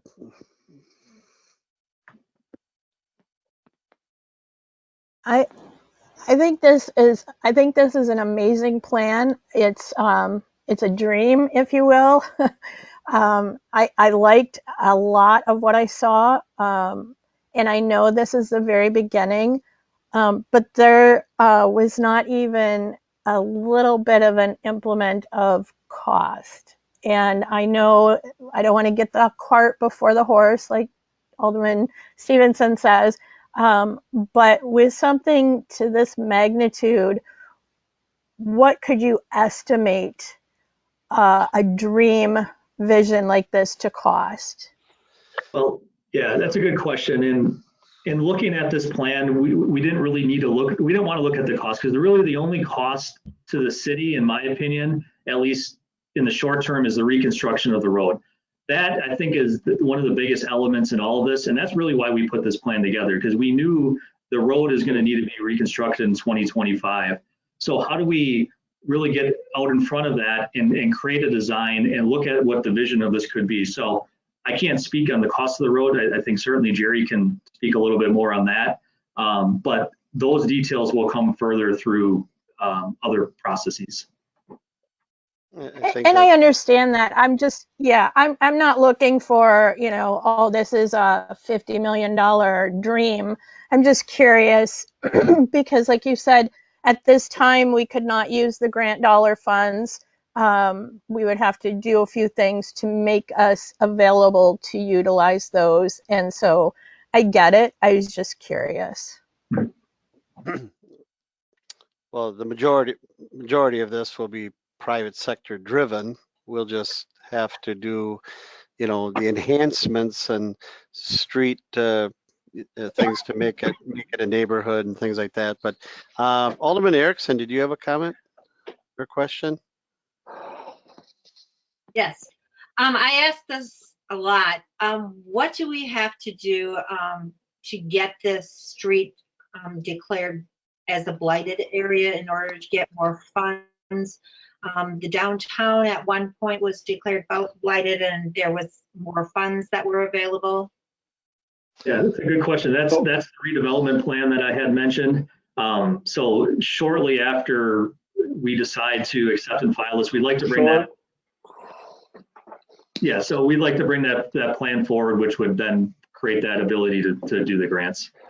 If I can jump in, if I could answer as well, Brad's right, but that, first of all, to get back to Alderman Stevenson's question about the role of the council here, it's really easy. You give us a checkbook and we'll get it done. So, but that's a joke. Todd's, I think what we're going to see in this plan, Brad is right. The right role here, accept on, place on file. You will see this plan. I think what we're looking for first from a council is to go a reaction of either we're on the right track or we're not, or we're not. As you know, there's been questions over the years. What's the vision? What are we doing here? Why are we doing that project? How does it fit into the big picture? Well, now we have what we believe is a really good big picture. Implementation will happen one step at a time. And as Brad mentioned, to your point, Alderman Erickson, one of the first steps is the creation of the district plan, and then the ability to declare it blighted, which would then follow very quickly, if not at the same time, the ability to bring block grant funds to begin to implement some of the facade programs that we've done, as you mentioned, in the downtown. So I think that's the right step, and you will see that. But if there's anything in here that certainly the street is going to take a lot more conversation, that's going to be an item that's directly reviewed and approved by the council. But I think what really we're trying to do here is paint a picture to see. So when you're looking at independent pieces, you have an idea how they fit together into the bigger picture. Okay, Todd, do you want to make a motion? Well, no, actually, I don't think it's responsible for the council to get this yet last week. How long did it take to do this? 3 years, right? So I don't know that it's responsible for us to say, unless it's in really generalistic terms, because I really have some questions about connecting the street reconstruction in what year is the street reconstruction? 2023? I think 2025. So 2025, we're doing that. How does that relate to the Maple Street Bike Boulevard discussion that occurred on page 32? I mean, so how does that work? How do those two connect? And maybe if I could, the mayor's point was a good one. There's no real hurry on our part to have this put on file by the council. If the council wanted to have set a time to deal with this specifically, we're happy to do that so you can dive into some of those questions. Yeah, what I really don't want to have happen is have the council, debating whether, the corner of Cecil and Commercial is going to do this and this is going to be that, and this bike lane is going to be 3.5 feet versus 3 3/4 feet. And I mean, all that kind of stuff at this point is I think, not our role. But I think it would be really good if the council had an opportunity to digest what we saw tonight, offer opinions, and then at some point in 2021 Q1, I think, or Q2, bring it back and say, okay, we've listened to the council now, because you've spent a long time listening to citizens and the consultant. And I think the council now has to have some time to provide its feedback on what you did. And I don't want to micromanage the projects, but I think we have a responsibility to provide feedback on what we saw tonight, and then bring it back for acceptance and place on file once we've had a chance to provide some input. Okay, Alderman Lundrum. Thank you, Mayor. If we accept and place on file tonight, does that preclude us from analyzing it and discussing it in great depth in the upcoming timeframe? I mean, in the near future? Anyone? Probably not, but. So we can still make changes. We can still analyze it. We can still do anything we want after we accept and place on file. Is that correct, Director Hayes? Yeah, that's correct. Okay. Right, so you have a plan here. All the implementation comes after this, right? So you, as to Brad's point, you've got a plan, you've got a vision, but you're going to have to take more action in order to actually implement any piece of the plan. Exactly, and we need developers to start on it. To be honest, so we need developers for it. So I'll move to accept and place on file. There's a motion by Alderman Lundrum. Is there a second to accept it, place it on file? Alderman Erickson seconds it to accept the report, place it on file. I do agree that, people need to, take good looks at it, maybe develop some comments, get them to Brad or Chris. And if there's anything that they just go, whoa, there's no way I'm going to support that or whatever. But it'd be good to get some feedback from the council at a future time. Alderman Boyette. So my question is this the only plan that you've worked on? And excuse me, I know generally speaking when things come to us, we have like plan A, B, or C, or 1, 2, and 3, and then we kind of tend to choose which direction we're going to go in. I'm just curious because this was huge, and I'm just wondering, is this the only plan that you planned on presenting to us, or would there be others? Or would we just critique this down to what ends up being? This is the only plan.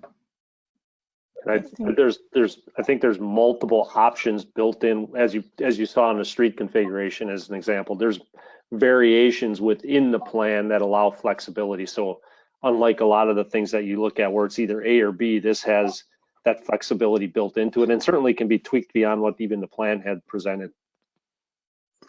Okay, thank you. Other comments? I know it's a lot to take in tonight, but I just think it's a great start. So good start. Okay, there's a motion. Alderman Bates, go ahead. One thing I wanted to say is just today I had one citizen come and ask me about the construction of Commercial Street, and it would be good if we have something placed on file that I can say, yes, we have started it. We've had 3 years of evaluation, and the reason we're not going forward with it immediately of building the new street is because we want to do it right. Okay. I've had a lot of emails, calls about when is South Commercial Street being done, and the person said, tell me why we're waiting till 2025, and I said, well, I have about 5 million reasons why, as in $5 million from the state of transportation department. So, and then he wrote me back and said, that's 5 million reasons is good to him.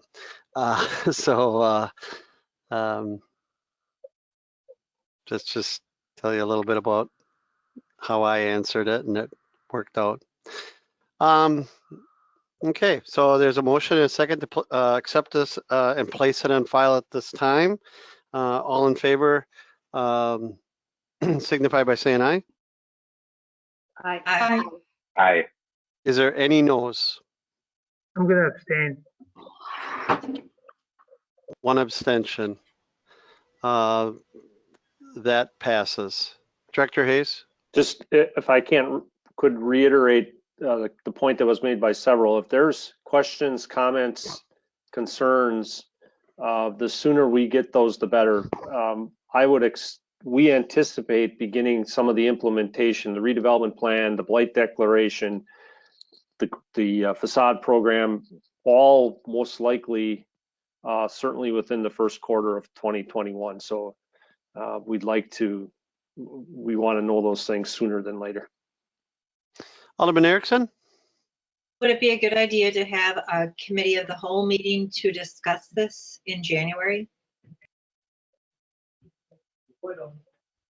We could. Todd, I think Council President Stevens and I will talk about that. Maybe we can do it on an off night or something and just allocate an hour and, do it for 1 hour and get some of the questions, answers, things like that. So I'll talk to Todd about that. Okay. Thank you. Good. Well, the only other thing I would say is this blight designation just seems to follow me around. Thanks, Chris and Jerry or whoever, but it happened downtown. Now it's happening again. So thanks. They both worked out pretty well for you. Yeah, I was going to say, I wouldn't look to get that. All right, let's not go there. But yeah, I mean, okay. All right. Well, thank you all very much for the discussion. So let's see, so I don't get yelled at by Adam, see where I got to go to next. I think we're going to go to the approval of the council proceedings of December 2nd, 2020 regular session. Is there we probably had a motion before, but is there a motion for that, please? Move to approve again. Alderman Lindrum and Alderman Bates second. So thank you very much. Sorry, Stephanie, you probably had it out there already, but those are the motion and second. Is there any discussion, corrections, additions, comments? If not, is there any objection to unanimous consent? Hearing no objection, that's so ordered. Tonight we have two public hearings. Item number A, public hearing is consider rezoning land located at 200 County Road CB, which is parcel identified by the parcel on your agenda, to the I-2 General Industrial District. I would open up that public hearing at this time to anyone who'd like to speak to the council on that public hearing. Is there anyone here who would like to speak to rezoning the land located at 200 County Road CB? Is there anyone here who would like to speak to that during the public forums? Last call, is there anyone here who would like to speak to the council on that item? If not, I will close that public hearing and we will move on to item number B, which is consider resolution 2020-16, vacating a portion of North John Street, north of Main Street in the city of Neenah. I would open up that public hearing to the public. Is there anyone here who would like to discuss that item in a public hearing? Anyone here who would like to discuss that item? Anyone here who would like to discuss the item? Hearing no one, I will close that public hearing. Item number 5 is a Plan Commission and Public Service Safety and Committee reports pertaining to the public hearing. Plan Commission meeting of December 8th, 2020. Alderman Lang. Thank you, Mayor. The minutes for this meeting can be found on the city website. Item number 1, the Commission recommends Council approve ordinance number 2020-25, rezoning 200 County Road CB to the I-2 General Industrial District, and I would so move. There's a motion by Alderman Legg. Is there a second? Second. Alderman Borchert seconds it. Discussion or questions? Seeing none, all in favor will vote aye. All opposed will vote no. As the clerk calls your name in the roll call, please. Alderperson Lang, Aye. Lundgren, Aye. Orchard, Aye. Spellman, Aye. Steele, I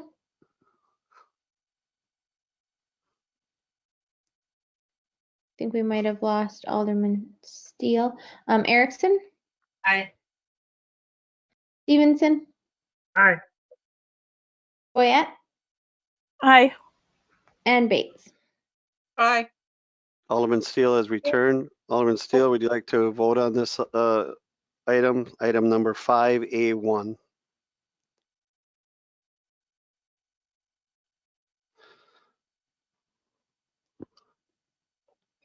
Alderman Steele? Okay, she must have stepped out for a moment. So Stephanie, what's the roll, please? 8 ayes and no noes with 1 abstention or absent. One absent. Okay. That motion passes 8 with 0 noes and 1 absent. Item number 2, go ahead. Thank you, Mayor. Commission recommends council approve resolution number 2020-16 to discontinue a portion of North John Street. And this will be acted on after a report from the Public Services and Safety Committee. Thank you for your report. Item number B, the Public Service Safety Committee meeting of December 8th, 2020. Chairman Bates. Thank you, Mayor. The committee, the Public Services and Safety Committee recommends council approve resolution 2020-16, street discontinuation of North John Street, and I would so move. There's a motion by Alderman Bates. Is there a second? Second. There's a second by Alderman Lang. Any discussion, comments, questions? This was pretty much vetted out in committee, so seeing no one, all in favor will vote aye, all opposed will vote no. This is resolution 2020-16, the street discontinuation of North John Street. Clerk will call the roll. Alderperson Lundgren, Aye. Orchard, Aye. Spellman, Aye. Steele, Aye. Erickson, Aye. Stevenson, Aye. Boyette, Aye. Bates, Aye. and Lang. Aye. Motion carries 9-0. That motion passes 9-0. All right, before we leave this, Alderman Steele, would you like to be recorded with the majority on ordinance number 2020-2025, the rezoning of County Road CB, 200 CB? Yes, I apologize. I had to go get my power cord okay. because my computer was going to die. Oh, So that's yes, okay. please. You're the second one who had that happen today. Adam,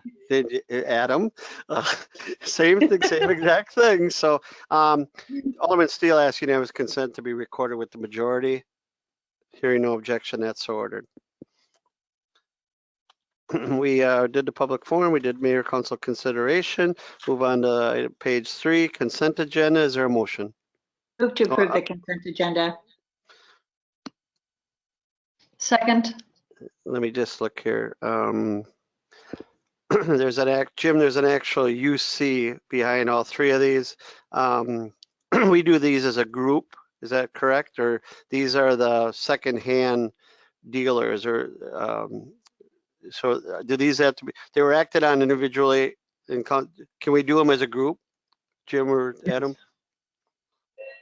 The answer is yes. You can do them as yes, you can do them as a group. Okay, so under the consent agenda, I apologize.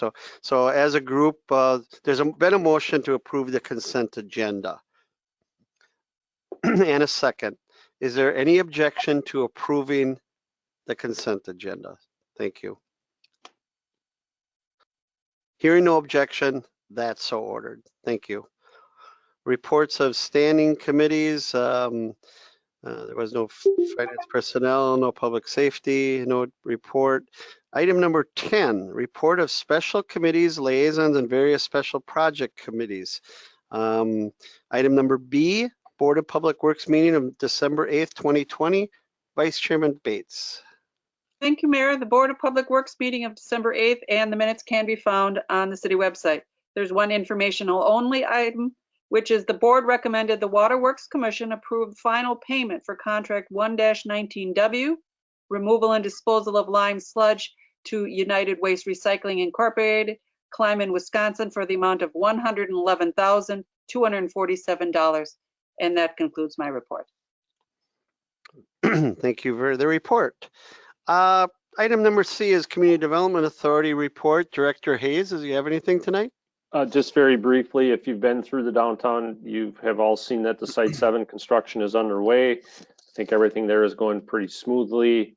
The work on Gateway, the plaza at Gateway Park and the mixed use project continue. The schedule for construction on the Gateway, the plaza at Gateway Park, to get that right, is keeps moving forward. So it keeps getting closer every time we meet. We're facing some fairly significant obstacles with existing utilities that may have to be relocated. So it seems like we work on that on a daily basis, trying to get that issue resolved. So hopefully that'll occur soon. Thank you very much for the report.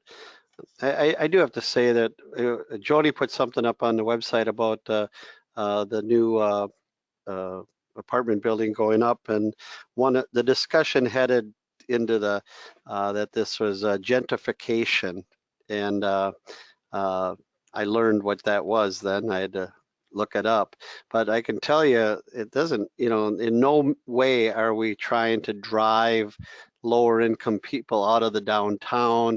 We're not replacing buildings with expensive high rent buildings. This was an empty site that was available. It became a kind of a spirited discussion on our Facebook site, and there's no intent, at least now, to do those types of things. I mean, we want to encourage all types of housing downtown, but I was kind of taken back by some of the comments, but there is no intent to replace the lower income working people who have homes above some of the businesses, those types of things. This is just a project that happened on a raw site. So just wanted to make that comment. Item number D, Library Board report, Alderperson Erickson. Thank you, Mayor. The Neenah Library Board met today at 4 o'clock. The library continues to offer curbside service and plans to do that through mid-January. At our next library board meeting, we will discuss reopening plans, our January meeting. And that concludes my report. Okay, thank you. Neenah Arts Council, also Alderperson Erickson. I have no report at this time. We will have a Neenah Arts Council meeting in January, so hopefully have something then. Okay, thank you. Waterworks Commission, report from the Waterworks Commission. I, as the president of the Waterworks Commission, will give that report. Commission recommends council approve ordinance number 2020-24 for lead and galvanized water service line replacement. Is there a motion, Alderman Boyette?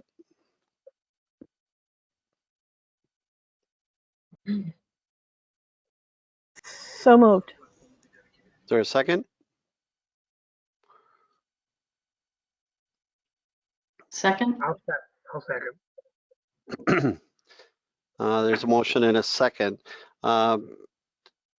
Director Mock, would you just like to give a very short on what we're doing here? Just so, I mean, there's Alderman Boyette and I serve on the commission, so we have a little bit more knowledge, but just give a short synopsis of what's going on here. Thank you, Mayor. I appreciate that. Just to give you a little bit of background, we wanted to stop orphaning lead service lines during construction projects. We were ending up with, we've ended up with quite a few service lines over the years on the private side because we don't have any jurisdiction until an ordinance like this is passed in order to get people to get those removed. Our ultimate goal, of course, is the health and safety of everyone in Neenah. And we think that this is one of those things that we can do just to help that out. And I've had many discussions with Director Mock on this. I can tell you, if we pass this ordinance, it's my intention the next time to try and find some water works dollars, and I've been talking to Mike about this for some time, to create a small revolving loan fund. I mean, 90% of the people will be able to pay for these. We're actually going to force this on to people. There will be some people out there who will have to take advantage of the loan assistance board funds or other funds because they, or other ways to get this money because maybe they don't have the ability to do conventional financing and everything, even though we do offer so many years to pay. But I think it's going to be important that if we do pass this, we do have an avenue where maybe we create a small revolving loan fund that we can utilize in the future for people that do not have the means to do this. But there'll be more discussions on that later. Alderman Bates? How do they get billed for this? Does it go on their tax bill or does it go a separate mailing or whatever? I know that. Tony? Sure. Thank you, Mayor. Thanks, Alderperson Bates, for the question. As part of a construction project, the homeowner would be billed after the construction season is over. If the homeowner chooses to pay that in full or in partial, they're able to do that. Anything that's unpaid could then be applied to the taxes over 5 years at 5%.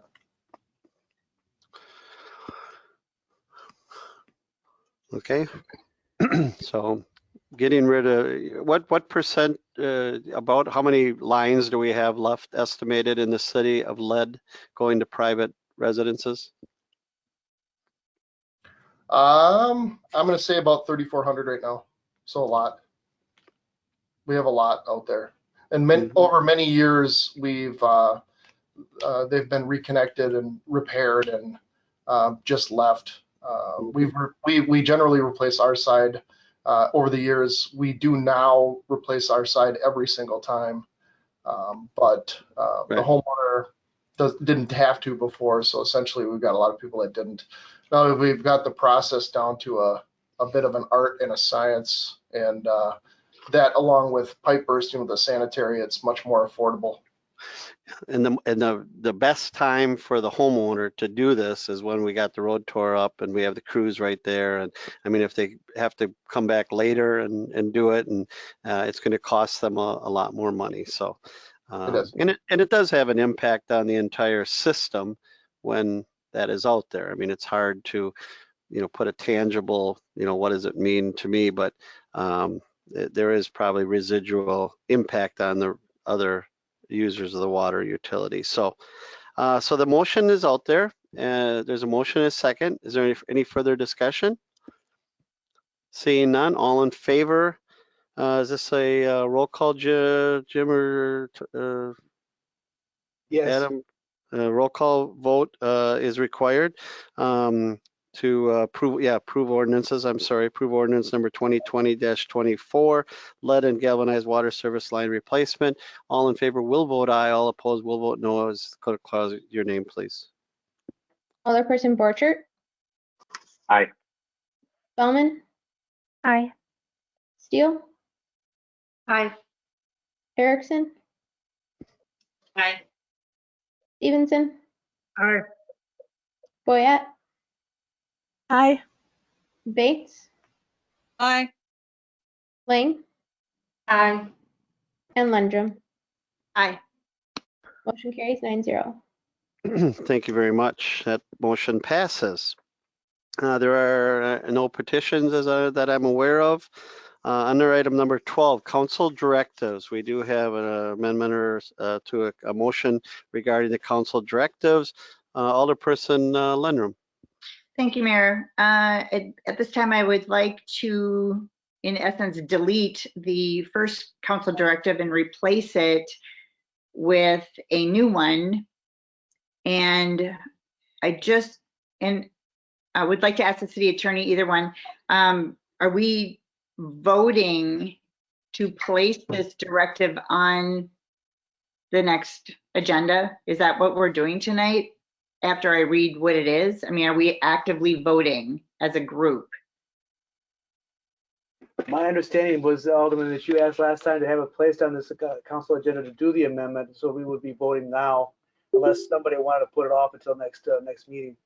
Okay, because before I do that, before I read it, before I do anything, I would like to just say that you all don't have to agree with this council directive. All I'm doing is putting it on the agenda, and I'll describe it in a second, for discussion. And it will go through committee, as we always do on everything, with full discussion, go through council with full discussion if it makes it through the committee. So I'm not forcing it on anyone. I just want to make sure. And it's almost like a formal reminder to have staff talk about it or bring it up. So my council directive would be, I would like to direct staff to research and then present the best practices for non-permeable driveways, both new builds and existing, and possible variances for the existing ones. There's a motion by Alderman Lundrum. Is there a second? Second. Alderman Spellman seconds it.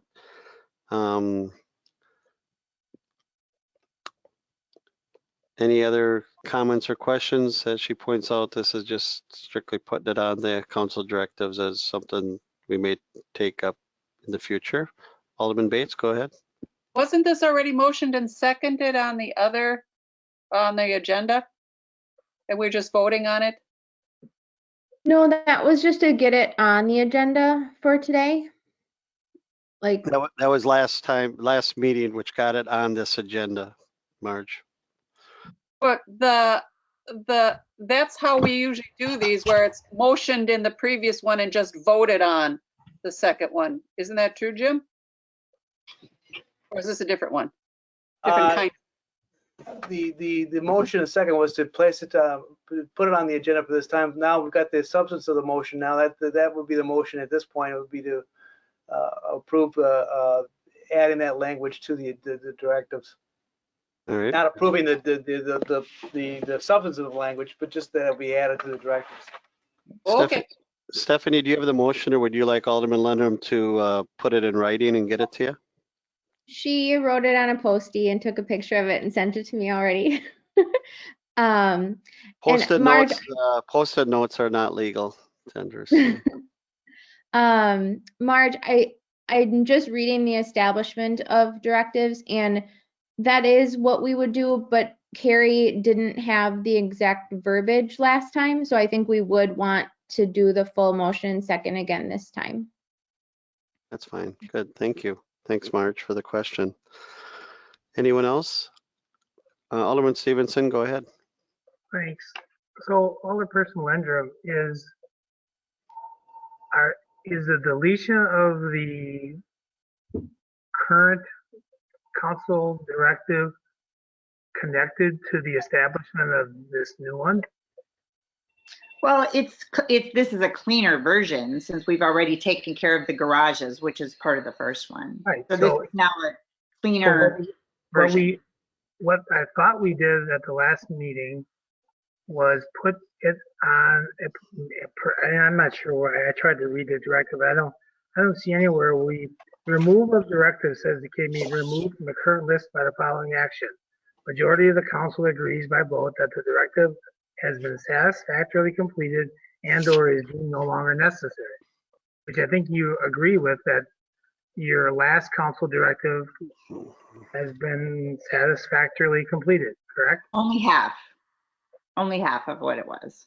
So that's why I'm doing a new one to make it cleaner. So it only has one item on it now instead of two like the other one. So okay. It's just simpler this way. It's cleaner and simpler that I delete the old one and I put on this new cleaned up version. So the two aren't connected. You're deleting, we're taking the first one off and you're gonna add this new one. Right. I mean, I guess semantics, yes, they are sort of connected, but the other one doesn't make any sense anymore because there were two things on it and one's taken care of and one isn't. So that's why I deleted it and added a new clean version. Mr. Mayor? Go ahead.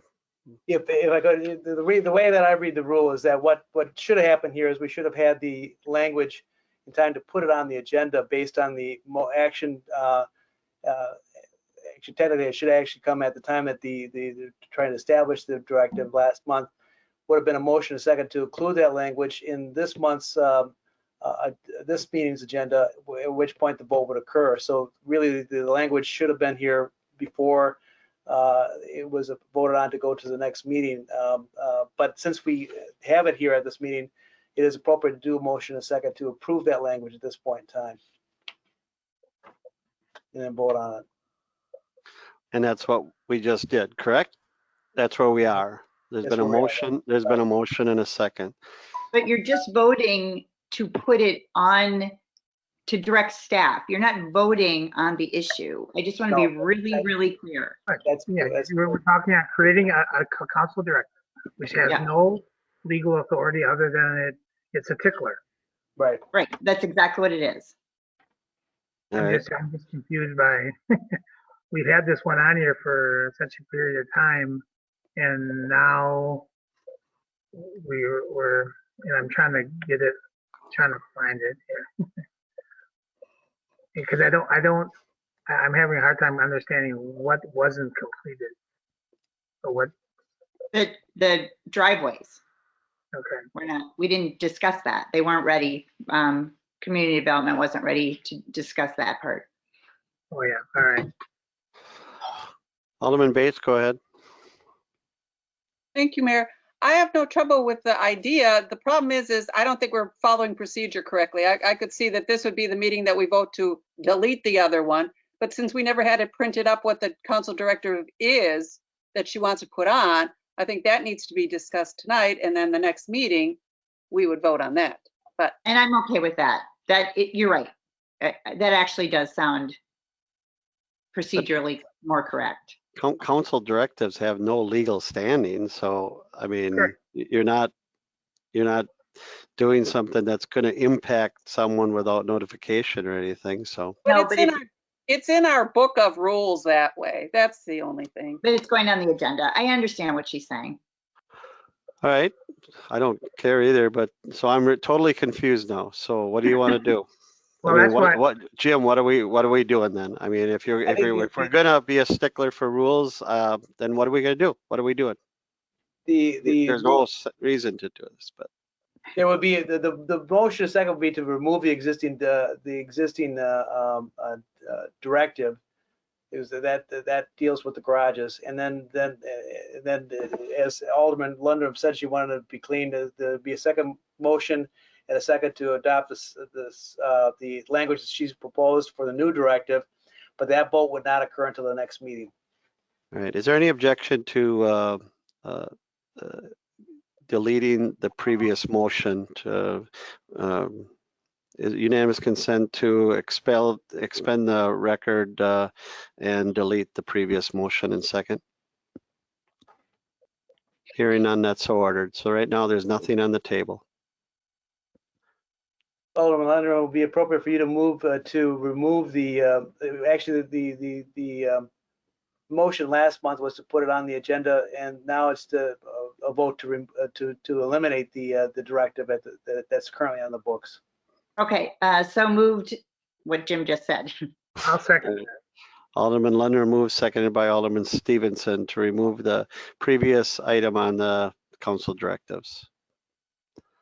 Any discussion? Seeing none, all in favor signify by saying aye. Aye. Aye. Aye. Is there any opposed? Seeing no opposed, that's so ordered. And then is there another motion? Jim or not? Yeah, there would be another motion. This one, Alderman Leonard, you would move to place the new directive that you've drafted onto the council directive agenda for next meeting. And if there's a second to that, then that will be subject to a vote at the next meeting. Yes, I move to what Jim just said. Second it. Second. Here it is. There's a motion and a second. Okay, now that will be placed on the agenda at the next meeting, along with the language, and at that point, the discussion can occur on the substance of it, and a vote will occur on whether to adopt that as a council directive. Okay, that's fine. Good. So then we're done with that, and then we move on to unfinished business. Is there any unfinished business? And any new business by any of the members? I have a couple things, one couple on behalf of Stephanie and I, but any new business? Jane, go ahead, Alderman Lang. I just want to say I apologize for all the computer problems I was having. Don't know if you noticed, but I got kicked out, had to call in. My husband brought up his computer. I became Fred Lang for a while. So anyway, I apologize for all our computer problems tonight. I was going to question Fred. Fred was not elected. I was going to question that. So. I loved every vote Fred made. My computer decided to shut down and update suddenly with no warning. So anyway, sorry. So Jim or Adam, can Fred fill in if she's unavailable? I mean, that's a good question. It was my face, wrong name. That's all I'm saying. We had Marge and Marge and Forrest. Forrest, we're up in the same screen, so maybe next month we can have Jane and Fred too. So, oh, good golly. Okay, that's okay. Anyone else have any comments or questions? Alderman Erickson, go ahead. I have a question. A couple people have asked me about Arrowhead Park, and at some point I heard that there was going to be an advisory committee for Arrowhead Park. So I'm just asking, is that committee going to form and meet in 2021? Yeah, COVID has kind of put it, on the back burner. Mike and I have had a few discussions on this, and we both agree that after the first of the year, we need to have that advisory group that is more encompassing with different other than park people, and that's not a slam against park people, but a bigger group that's going to look at the overall picture from a downtown group, from a business standpoint, from Plexus's standpoint, all those types of things. So yeah, I mean, it's just been one of those things of, COVID, Zoom, do you want to go to meetings? So yeah, I mean, I have a framework for some members, and I think right after the first of the year. So if someone has interest in serving on that, please let me know. Okay. Thank you. I'll mark it down that we're going to do that. Council President Stevenson, go ahead. Thanks, Mayor. You're probably going to mention this as well, but I just wanted to make sure that on behalf of the community and the council, that we acknowledge the efforts of Local 275 again this year for their efforts in bringing the Santa float to our communities, Neenah and Menasha. Just the comments that I'm not a big social media manager, but I read a ton of them. I've had a ton of people stop me about how in this totally unusual year, the fact that we were able to bring that experience to the kids in our communities through the efforts of Local 275, Bruce Levenhagen, Tori Levenhagen, and the community. Kudos to them, Tony and his group over there. Thanks for all you did. Very well said, Todd. And yeah, I can't agree more that at a time when the community needed some positivity, needed something positive happening, and the firefighters once again stepped up, and to watch the stuff on Facebook, to get the emails, little notes, stop the store and that. So you are correct. The firefighters themselves who volunteer their time, the Levin Hagens who volunteer the gas and oil, and all the people that it takes to do that. We really once again hit a home run, especially this year. It was brought joy to lots of kids' faces. I will say though that Santa Claus looked a little thinner this year on Friday night than last year. So I'm not saying who Santa was, but he looked Rumor a little. had it that there was wind chill was about 17 degrees due from the north. So it was. He told me it was chilly. Yeah. It had to be a little chilly that night, but nice job by everybody who was involved. So thank you.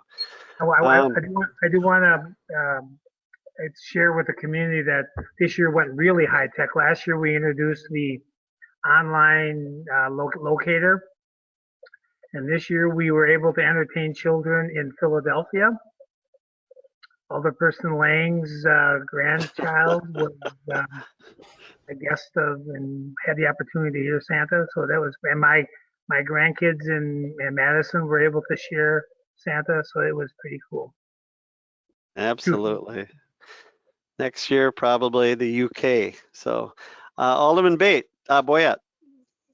I just wanted to add to Todd's statement.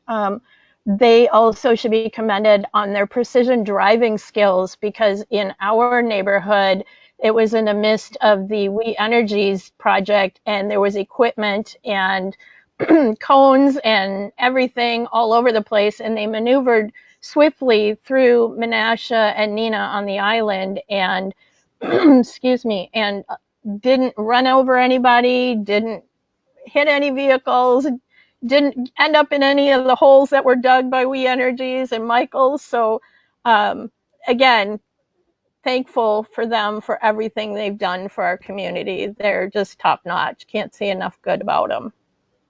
Great, thank you. I have to say that my kids were watching the online progress of the Santa truck, and it looked like it just stalled for, I don't know, 20 minutes someplace, and then we missed it going by our house. So oh no, glitches happen, and they happened here. Wow. We got to check the Wi-Fi on the island. Oh my goodness. Oh, okay. Well, duly noted. Okay. So, okay. Two other quick things. Next meeting, I will be appointing making some appointments to Sustainable Neenah committee. I have possible candidates in Tyler Jefferson and Denise Kittle, and I will also probably be making an appointment to replace Judy Zaretsky on Park and Rec Commission. She had asked some time ago that she's ready to retire. Judy gave us lots of great years as an alderperson of the district for many years in the South Commercial area. I don't know what district it was back then, but she gave us many good years. Was it? Okay. As an alderperson, and then also she has been on the Park and Rec Commission as a long time, and she needs to take a break.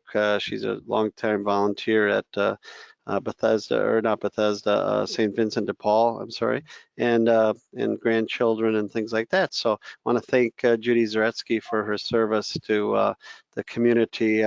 Tomorrow, I believe, is her last meeting as on the Park and Rec Commission. So, and then my last question, and Stephanie, I've had some discussions on this. You know, we have not had a council picture. COVID has once again kind of reared its difficulty in getting a council picture. I have seen on social media that I got 3 of them. Manitowoc, yeah, Manitowoc. Well, they're different people though. There are different people. Manitowoc and some other communities have taken a council picture. Most of them take one with the mask on, and then they all get in position, take it off for a minute, and then they have, you know, a council picture.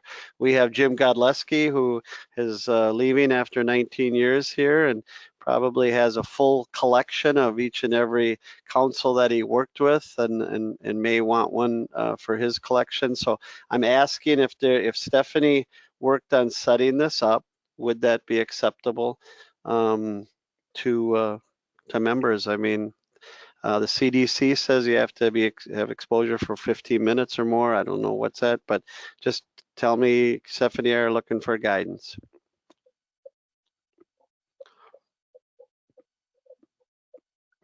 I'm not comfortable. I'm sorry. You can take my picture on Zoom. Okay, that's fine. Anyone else? Alderman Boyette? I'd be fine with it. And I think I'm probably more high at risk than anybody here. So I don't know. I'd be fine with it. It's 2 seconds. Just asking. We are just asking if there would be any interest in doing a council picture at this time. Some people, may be leaving this council by April, may or may not, and so that's why we're asking now. Alderman Bates? I am not comfortable getting together yet. I mean, we're so close with the vaccine coming out. I'd hate to see anything happen before then. Okay, well, if you have, if you'd like to text me or something with what you think. I mean, we're probably going to either do it all or none, probably. So we just asked. Stephanie, you have anything you'd like to add? We could always do a summer reunion or something after, and then we could do a new council picture and the old council picture if people felt comfortable with that. We could maybe even do it outside in the summertime. Okay. And then we'll get him back and we'll get one printed for him. Okay, that's fine. All right, so that's what I had. So anyone else have any other comments or anything? This is our last meeting of the year. Alderman Bates?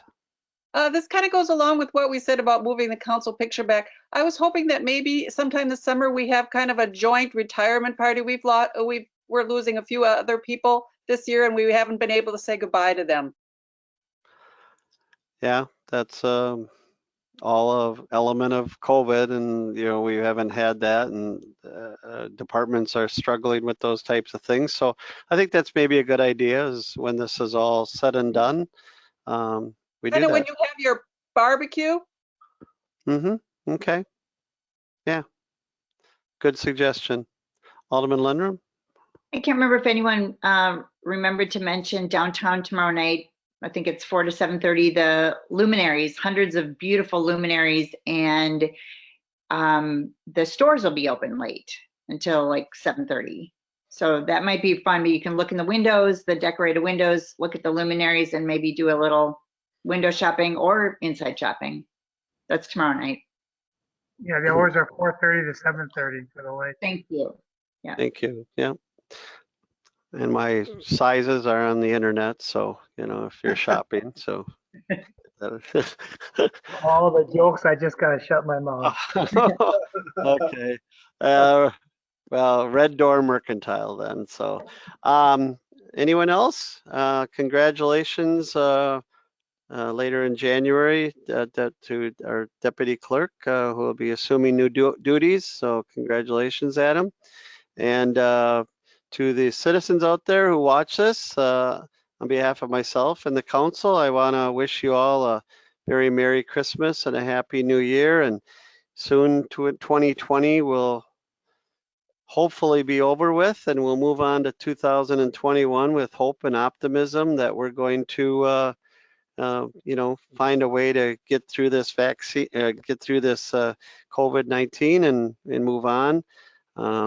Now that, like as pointed out, the vaccines are starting to roll out, and the numbers, I will say this, I've been watching the numbers closely the last few days, and then in the last 5 days, there has been quite a improvement.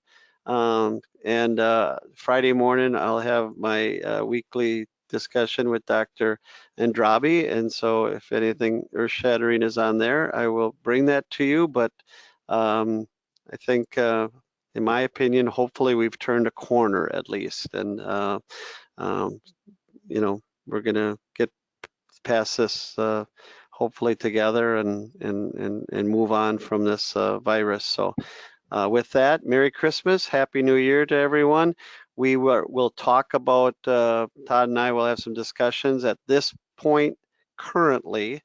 We don't believe there's any items possibly, but that could change for Finance Committee, correct, Mike? We don't know if they'll be necessary to meet the Monday after Christmas. The Public Works doesn't have anything earth-shattering or has to meet at this point. There is a fire rescue meeting and proposal that they would like. They're going to come in and talk to me tomorrow.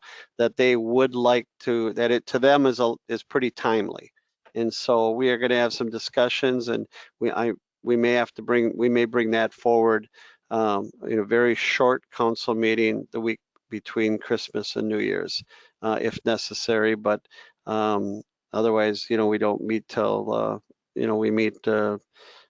So we'll figure out something, and I'll poll people to see availability if we have to meet. Okay. Dean, Neenah Municipal Rescue Finance is scheduled to meet on Tuesday, and there is an agenda item. I can't remember what the specific item is, but you're saying that they want to then have council action after that? Well, not after that, but our normal meeting date, January 6th. Yeah, got it. Okay. Yeah. So, and it's regarding the hiring of the firefighters that are retiring. Okay. Thank you all. Is there a motion to adjourn? Move to adjourn. There's a motion by Lundrum. Seconded by Borchert. All in favor say Merry Christmas. Merry Christmas. Merry Christmas. Anyone opposed say bah humbug. Shoot your eye out, Mayor. All right. That passes. We are adjourned. Thank you, everybody. Broadcasts of the City of Neenah Common Council meetings are produced by University Studios of the University of Wisconsin-Fox Valley. Neenah residents can get information about City Council meetings, City Committee meetings, meeting agendas, and other documents via the City website, www.neenahgov.org. Neenah residents can express their opinions about city issues or about these broadcasts by contacting the mayor's office, contacting their city alderman, or by completing the electronic feedback form on the city website, www.neenahgov.org. All public portions of the meetings are recorded in entirety and are not edited for playback.